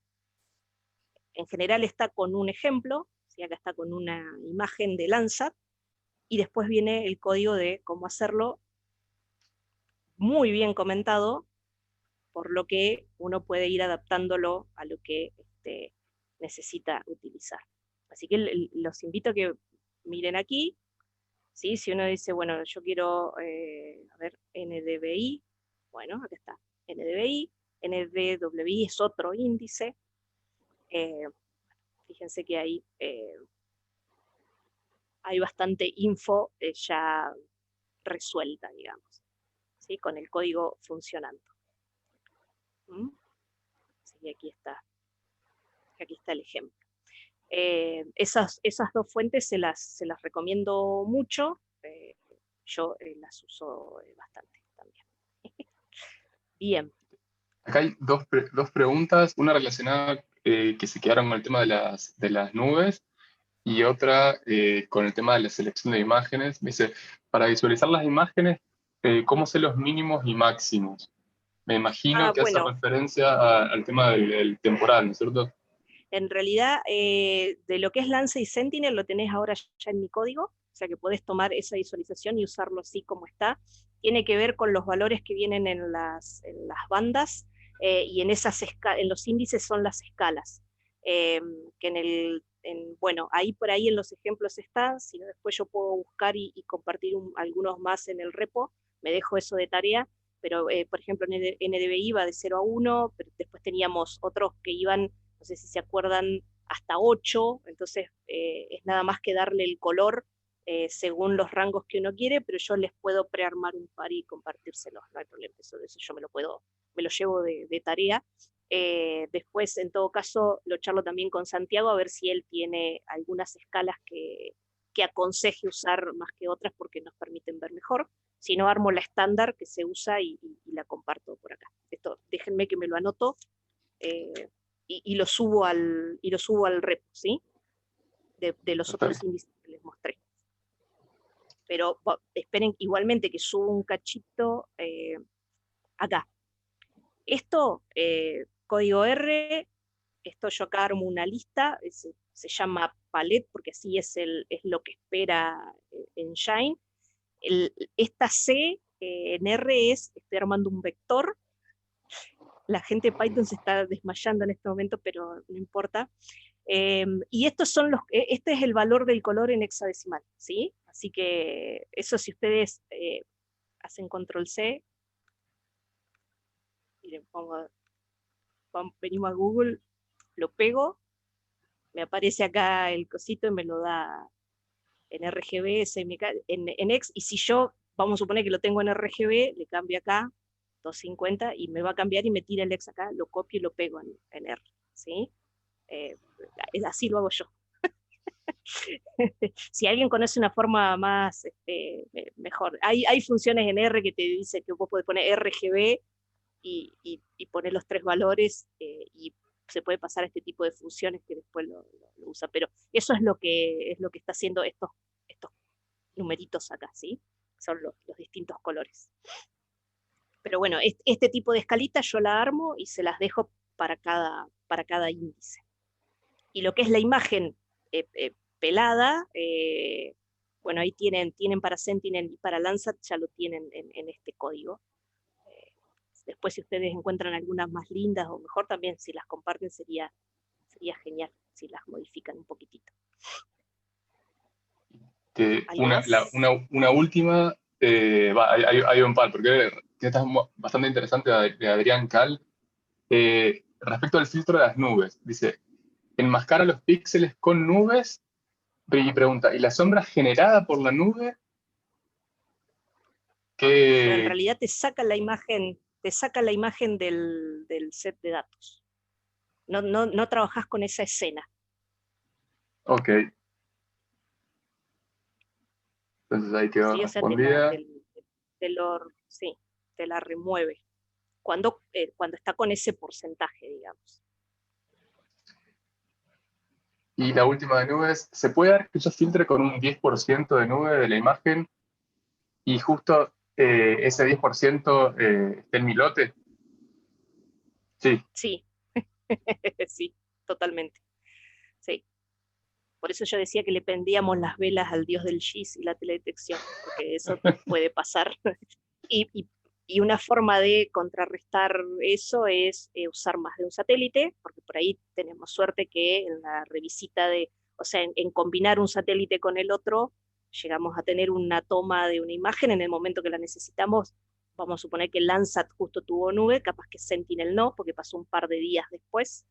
Eh, y, y la otra cosa que se suele hacer es integrar un mes, por ejemplo, donde yo elijo el píxel sin nube, que es lo que yo hago en ese primer código que les mostré acá, donde elijo la media.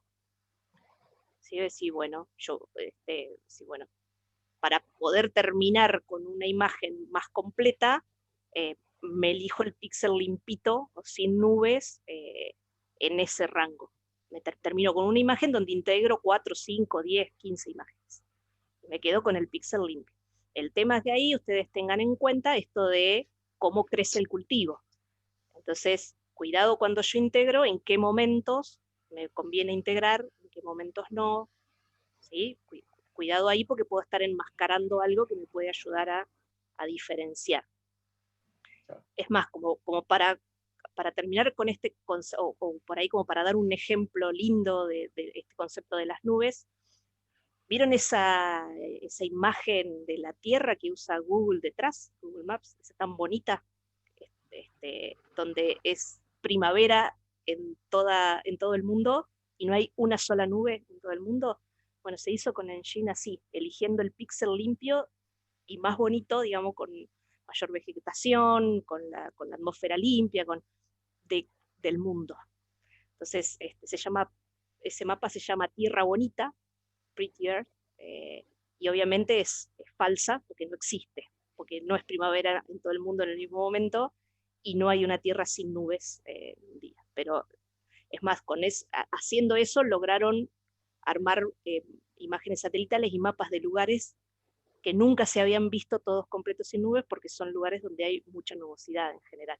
Pero analizando los 40 años de Landsat, lograron armar ese mapita hermoso que vemos de fondo, que por lo menos es muy bonito, a mí me gusta mucho. Bueno, está armado de esa manera. Sí, procesaron. Bueno, hay alguna charla de Google donde dice bien cuánto tiempo les llevó, cuántas imágenes procesaron. Porque además imagínense que son píxeles de 30 por 30 metros, ¿no? Así que es una bocha de procesamiento para hacerlo a nivel del planeta. Pero bueno, así que ahí jueguen también con eso, ¿no? Es decir, bueno, por ahí yo puedo integrar varias imágenes y quedarme con el píxel limpio, con el que no tiene nube. ¿Sí? Podría hacer eso también. Y obtener una imagen con menos faltantes. En el caso nuestro de la inundación, como había que analizarlo cómo evolucionaba la emergencia, no nos convenía hacer eso. Y después, a mes por mes, igualmente no tuvimos siempre zonas sin nubes o humo, digamos, ¿no? Así que bueno, por eso nos quedaron esos pedacitos sin analizar. Bien, ¿algo más? Vamos para seguir. Bueno, lo último que tengo para mostrarles es un código de ejemplo que lo saqué de los ejemplos porque lamentablemente no llegué a traducir de Java a R el de la clasificación de las inundaciones. Les pido disculpas, les voy a mostrar un ejemplo que viene, ejemplo de libro, o sea que va a funcionar. Pero para que vean cómo es el uso de un algoritmo de clasificación en R. Acá va a estar trabajando con Landsat 8. Estas dos instrucciones que yo vengo salteando y no les muestro, está en el repo explicado. Esto, una vez que yo instalé la librería GRE, cada vez que yo la vaya a usar en una sesión nueva de R, tengo que cargarla, lo hago con library y el nombre, y con EE Initialize lo que hago es conectarme con la API de Engine. Y acá, si yo lo uso así como está, me va a aparecer en la consola, me va a pedir cuál es el usuario con el que yo me quiero conectar la primera vez, después ya guarda ese usuario y lo toma de las variables ambientales del entorno, eh, y te loguea con eso. La primera vez, cuando vos le pongas tu usuario, que en mi caso es llave Gini, lo que va a hacer es abrir una ventana del explorador de Windows, te va a preguntar con qué cuenta te querés conectar, con qué usuario, elegís el usuario con el que te hayas registrado a GE, y lo que te va a tirar es una API key que tenés que copiar y pegarla en la consola, te va a aparecer dos puntitos, que pegas ahí, le das Enter y ahí ya quedas enganchado como usuario con la API para poder utilizarla. Eso es una cosa, eso es algo de una sola vez, ¿sí? Así que no lo ejecuto ahora porque yo ya tengo cargado RGE y ya tengo inicializado, ya está, ya hice estos dos pasos, por eso lo vengo salteando. Discúlpenme que no lo dije antes. Bueno, acá sí estoy, voy a ir a la colección de Landsat, voy a filtrar el año, fíjense que estoy filtrando un año completo, 2018. Acá de vuelta le voy a decir qué bandas quiero que use. Y acá está creando una serie de polígonos que van a ser la verdad de campo. A ver si lo puedo mostrar. ¿Sí? A ver si se ve aquí. A ver si me lo muestra. Bueno, no. Bueno, yo después les voy a mostrar eso en el visor. Entonces acá lo que marcó fue con los dos puntos de las esquinas de los polígonos, eh, marcó dónde hay bosque y dónde no hay bosque.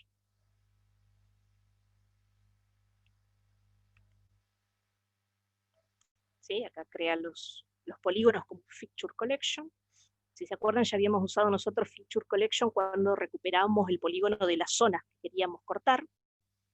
Acá está armando el set de training.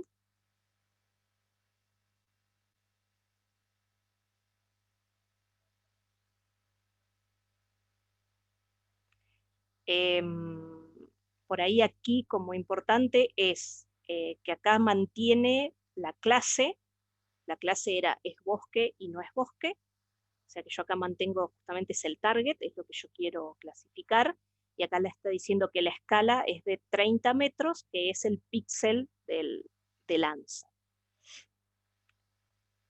Y acá hay un ejemplo de cómo usar un clasificador de Support Vector Machine. Entonces, Classifier es, y el peso SVM es porque es Support Vector Machine. Dentro de clasificadores yo voy a tener esto de Random Forest, voy a tener CAR, voy a tener otros algoritmos disponibles, ¿sí? Y estos valores que están aquí eh, son valores puestos a manos que corresponden al algoritmo. Ahí, de vuelta, esto es un ejemplo,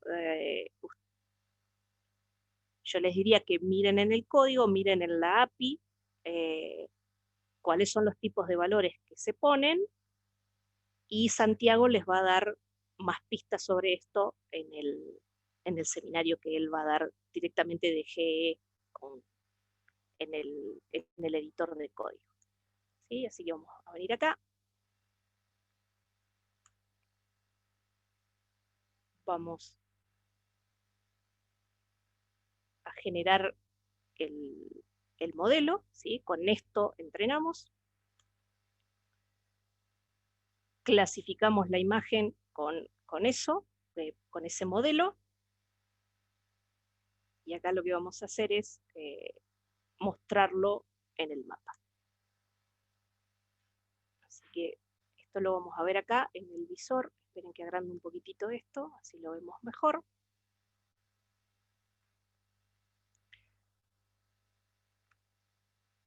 Sí, acá vamos, acá donde tenemos las capas, aquí se van agregando todas las que nosotros vayamos generando y vamos agregando con Add Layer.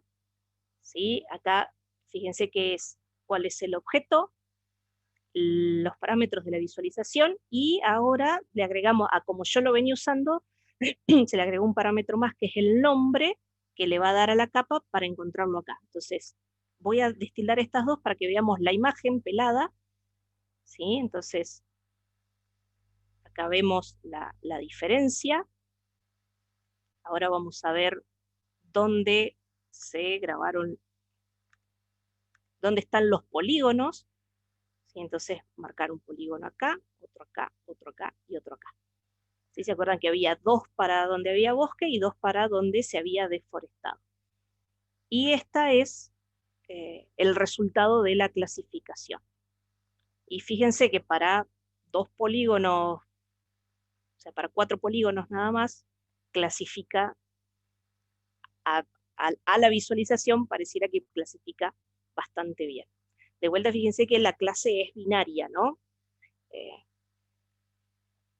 No es que quiera decir que tienen que hacerlo binario, pero a veces es menos complicado el problema. Bueno, así se corre un algoritmo de clasificación en GE. Obviamente cambia dependiendo del algoritmo que yo vaya a seleccionar. Así que los invito a que en estos ejemplos que hay, ustedes chusmeen un poquitito cómo son. La otra cosa que les voy a dejar, además de esos ejemplos, por ahí son los links. Aquí, por ejemplo, hay un link de hay NDVI, fíjense, cálculos de otros índices, SAVI. ¿Sí? Les voy a dejar los links, esto está en Java, a estos scripts, así ustedes pueden ver cómo se clasifica. Este que está acá, que es el que yo quería pasar hoy a R para hoy, y bueno, tuve algunos inconvenientes con él, que no me funcionaba bien, así que aquí está Random Forest, ¿sí? Por ejemplo. Pero fíjense que es una sentencia. Si vamos a R, esperen, la voy a copiar, así me la llevo a R, y la miramos un poquito con la que les mostré recién.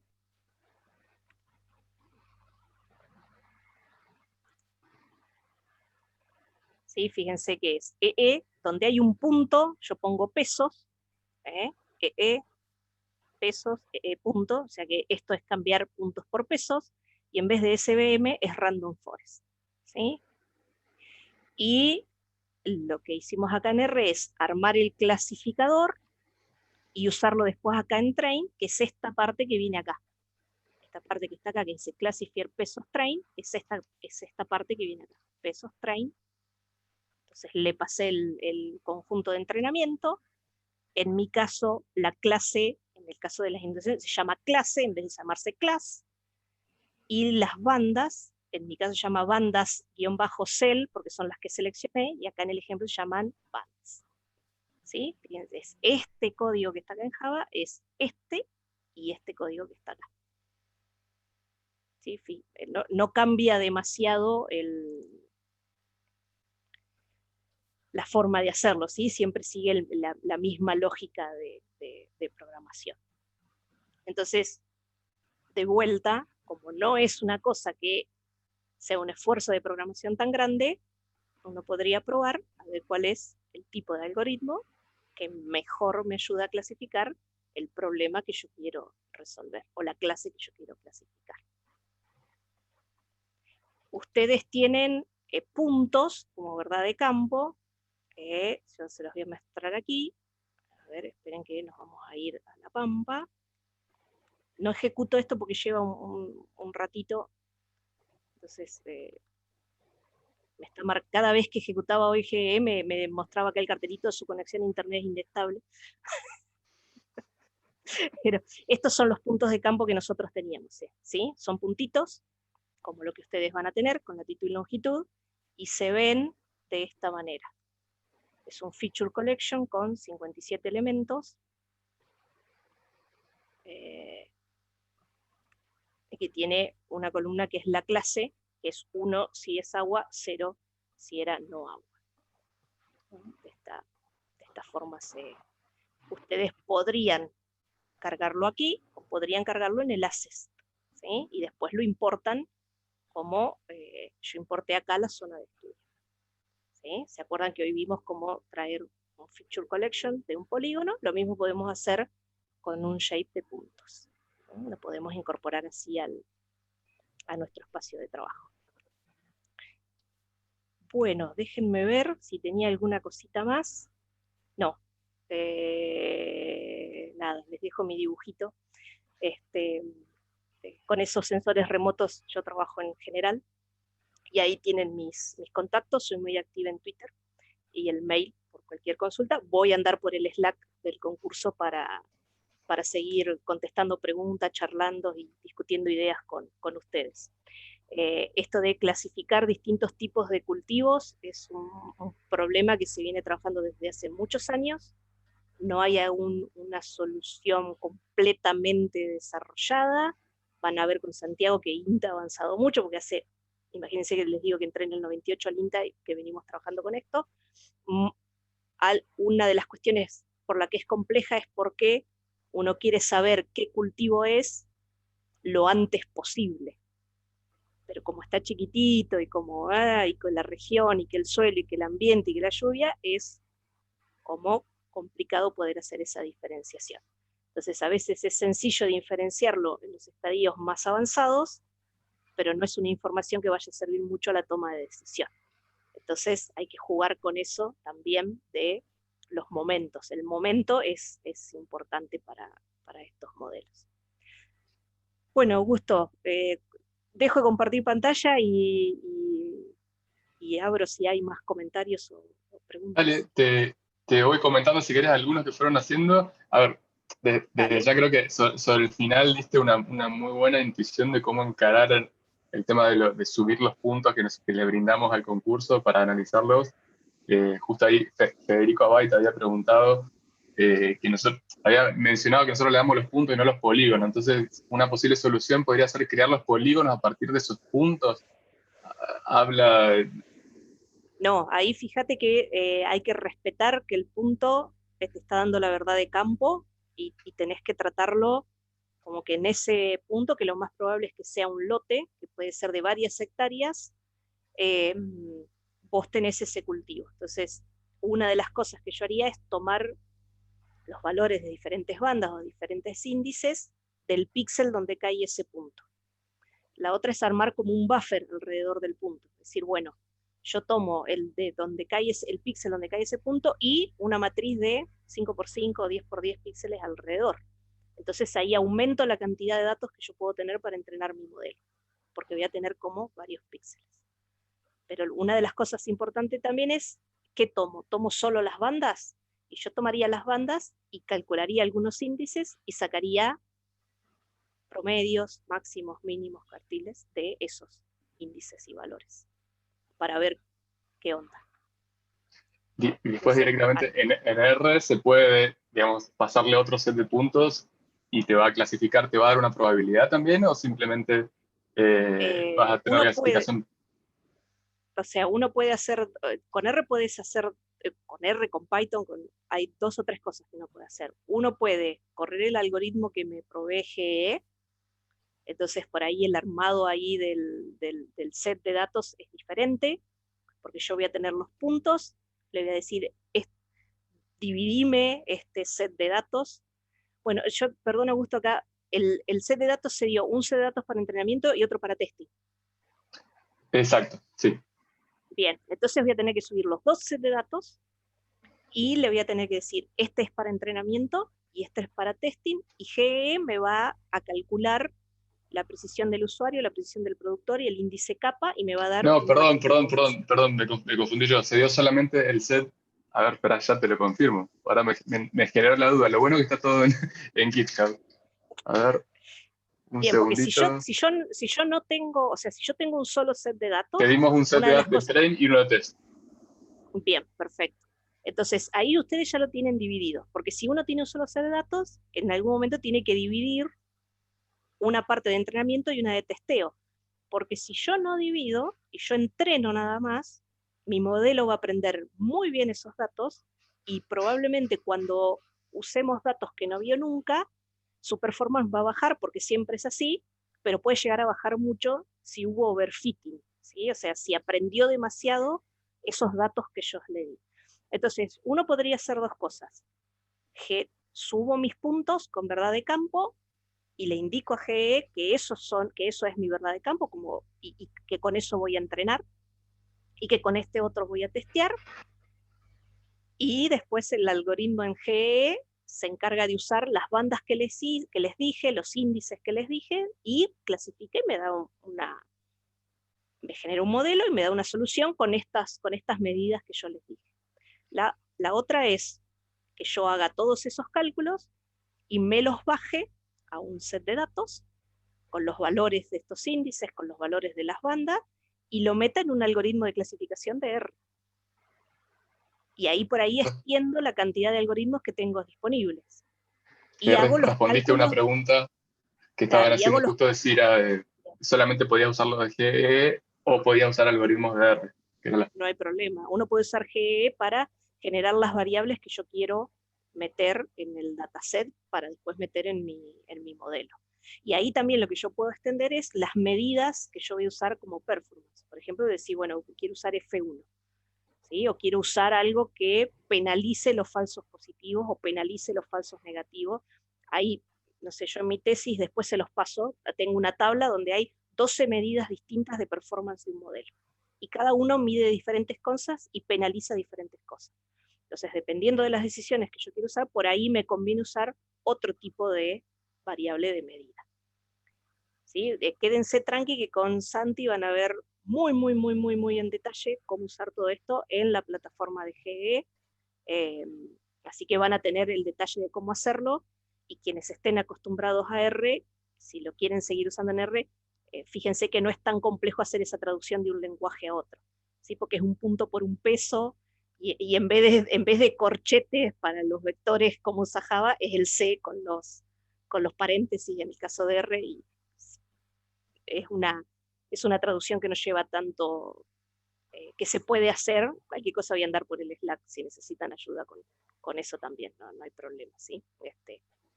Si hay una parte del código que no nos damos cuenta bien cómo pasar de un lenguaje a otro. Eh, Así que bueno, pero sí, uno ahí a probar y en realidad usar la herramienta con la que uno se sienta más cómodo. Lo que tiene GE es que los algoritmos que implementa están probados y en general funcionan con este tipo de problemas que uno quiere resolver. Por eso son esos los que están ahí. ¿Sí? Bueno, Support Vector Machine, eh, Random Forest es uno de los que más se usa. ¿Por qué? Porque Random Forest lo que hace es entrenar muchos árboles de decisión, aunque esos árboles sean malos desde el punto de vista de cómo clasifican, y después toma la clasificación de todos esos árboles y te termina dando la que dice la mayoría, y eso funciona muy bien. ¿Sí? Ese es un poco así explicado, muy abuelo de pájaro, de una forma muy sencilla. Si hay gente que sabe mucho Machine Learning, de vuelta, pido disculpas como le pedí a los agrónomos más antes por la simplificación, pero eso es en general lo que hace. Y ese tipo de cosas donde hay muchos modelos que votan por cuál es la clase, y después se hace como se usa todas esas votaciones para dar la final, funcionan en general muy bien, más que un solo modelo. ¿Sí? Es como algo más robusto. Pero fíjense que no hay nada de redes neuronales, por ejemplo, ahí adentro, ¿sí? Entonces, si bueno, yo quiero usar redes neuronales, bueno, vas a tener que sacar estas variables desde los sensores remotos para cada punto y meterlo en otro, con otro paquete, en otro algoritmo, entrenándolo. Podríamos sacarlo de ahí, no sé, y usar H2O, por ejemplo, ¿no? Que es AutoML, y que nos diga H2O cuál es el algoritmo que mejor funciona. H2O está en R, les puedo poner un link a la charla que dio Erin Ledel, que es quien lo hizo, digamos, que dio el año pasado, el curso que nos dio el año pasado en Latin R, de cómo usarlo. Así que ahí tienen otro. Sobre eso también ahora mencionamos cuáles, como para ir redondeando, cuáles van a ser los webinars que se vienen. Solamente a modo de, estaba mirando el dataset y para no confundir, por una cosa que dije yo, nosotros le damos dos datasets, el dataset que se llama datatrain.csv, que es donde tienen todos los puntos clasificados, y después el datatest.csv, que en realidad ese datatest no es que tienen la clasificación ahí también como para hacerlo de testing, sino que ahí eso es lo que tienen que clasificar ustedes. O sea que el data train es el que tendrían que dividir, que es lo que mencionaba hoy Janina. Ese data train, si lo quieren dividir, sacar una partecita para poder saber realmente cómo su algoritmo se está comportando ante la clasificación, como para tener para no hacer overfitting de la data. Sí, ahí yo veía que consultaban si se podría usar Google Colab, ahí la herramienta que ustedes quieran, ¿no? O sea, lo que se sientan más cómodo, el lenguaje que conozcan. Yo vengo y presento R. Mi formación de grado es en ciencias de la computación, así que programo como en 20 lenguajes distintos, algunos ya no existen, por ejemplo, y uso Python y R como los dos que uso ahora, y bueno, si quieren llamarle lenguaje de programación a SQL también. Uso Python nada más que para el tema de los radares meteorológicos, todo el resto lo fui pasando a R, y por eso les muestro R. Pero no porque haya uno de los dos que sea mejor, sino que ustedes tienen que usar la herramienta que conocen y con la que se sienten cómodas y cómodos. Y obviamente, bueno, en Java para Google Engine. Así que no es una cosa de decir, bueno, che, este es el mejor lenguaje que otro, no, es la herramienta para el trabajo, ¿sí? Entonces ahí no hay, yo no creo las competencias entre lenguajes, sino que uno tiene, es como decir si es mejor un martillo que un destornillador, y bueno, va a depender de lo que quieras hacer. Si querés martillar, el destornillador lo va a poder hacer, capaz que te va a costar un poquito más. Ahora, si querés atornillar el martillo, bueno, también vas a poder, va a servir. Va a costar claro, un poquito. Entonces, ahí lo que conozcamos, lo que nos sintamos cómodos, lo que mejor se adapte al problema que queremos resolver. Lo que sí, por ahí, si ustedes me preguntan así, yo intentaría usar herramientas en la nube porque va a ser más rápido el procesamiento, va a ser más rápido las pruebas que pueda hacer. Pero de vuelta, si quieren descargar todo eso y hacerlo en su compu, también pueden, no hay ningún inconveniente. Desde el lado del concurso, estrictamente hablando, lo único que le pedimos nosotros es el CSV con las respuestas que tienen que subir con la clasificación, que tienen que subir a metadata, y después al finalizar el concurso, a los N dentro del ranking, le vamos a solicitar que nos envíen el link a su fork que hayan hecho del proyecto con la explicación y que sea reproducible, ¿no es cierto?, para poder determinar que efectivamente eso que ustedes entregaron lo realizaron básicamente no mediante una inspección ocular, con lo cual eso es lo que le pedimos. Con lo cual la herramienta, como decía Janina, la que ustedes gusten, eso va a depender del participante, cómo se sienta más cómodo. Y simplemente para mencionar, porque justo preguntaban el seminario de Santiago cuando viene, les comento brevemente. Vamos a subir ahora a la web, en realidad, los webinars que no están subidos. La semana que viene, el martes a las 9 de la mañana, vamos a tener otro webinar con Python, o sea, un poquito esto que estuvimos viendo hoy, pero más desde el lado de Python. Ese webinar lo va a estar brindando Alfredo Campos, que también es un ex INTA. Esa misma semana, pero el miércoles a las 4 de la tarde, va a haber un webinar que lo va a estar dando la gente de Amazon, donde ellos van a contar un poco sobre cómo trabajar con imágenes directamente en la nube de ellos, y van a mostrar un caso de ejemplo que van a estar la gente de Aura Band, un poco también explicitando cómo resolver este tipo de problemas. Y la frutillita del postre viene el noviembre 16, que sería el, el lunes, no la semana que viene, la siguiente, el lunes a las 4 de la tarde, va a estar Santiago Banchero, que también es del INTA, hablando directamente sobre Google Earth Engine y cómo utilizarlo, y que digo, va a ser una clase imperdible, ¿no es cierto? Por lo menos a Sí, nivel porque además conceptos. Santi, él viene trabajando en lo que es el mapa de cultivos que hace INTA, o sea que está súper bien enfocado a este problema en particular, así que ahí van a lo que queríamos era que ustedes un poco empiecen a jugar ahora, empiecen a conocer, no enfrascarlos en cómo nosotros resolvemos el problema, porque justamente parte del interesante de esto es ver nuevas ideas y nuevas formas de encararlo, pero ya el 16 que van a ver ustedes hecho un camino, probado y ver las cosas, bueno, Santi va a darles aún más herramientas y ustedes van a poder comprenderlas y aprovecharlas mucho mejor porque ya van a haber tenido las manos en la masa durante este tiempito, ¿sí? Entonces, un poco, esa es por qué viene esto puesto de esta manera y no es que yo me haga la misteriosa con algunas cosas, pero tampoco en este tiempo da como para que les tire con todo un código así, WhatsApp, con muchos de los conceptos que sabemos que para muchos de ustedes alguna parte de estos conceptos eran nuevos, entonces también nos pareció importante trabajar y charlar sobre eso, bueno, darles esta oportunidad de meter las manos en la masa, de conocer el problema, de jugar un poco, y con esos conocimientos van a aprovechar muchísimo más lo que viene a posteriori. Esperemos que funcione así, después nos cuentan. Bueno, Janina, te agradecemos, te hiper agradecemos, más que agradecemos, estamos inmensamente agradecidos por el webinar que diste. Te digo, para mí en lo personal, lo comento, nunca he trabajado con imágenes con puntos georreferenciados, más que armar algún que otro leaflet, pero muy sencillito, con lo cual esto fue una voladura de cabeza, realmente. Así Bueno, que bueno, gracias, gracias. Espero que... muchísimas gracias. No, no, gracias, gracias de vuelta, gracias por la invitación. Disfruto mucho, me gustan estas cosas, así que, bueno, nada. Yo me tengo que ir a otra reunión ahora, les pido mil disculpas. Así que Quedamos comunicados por el Slack, ¿no es cierto?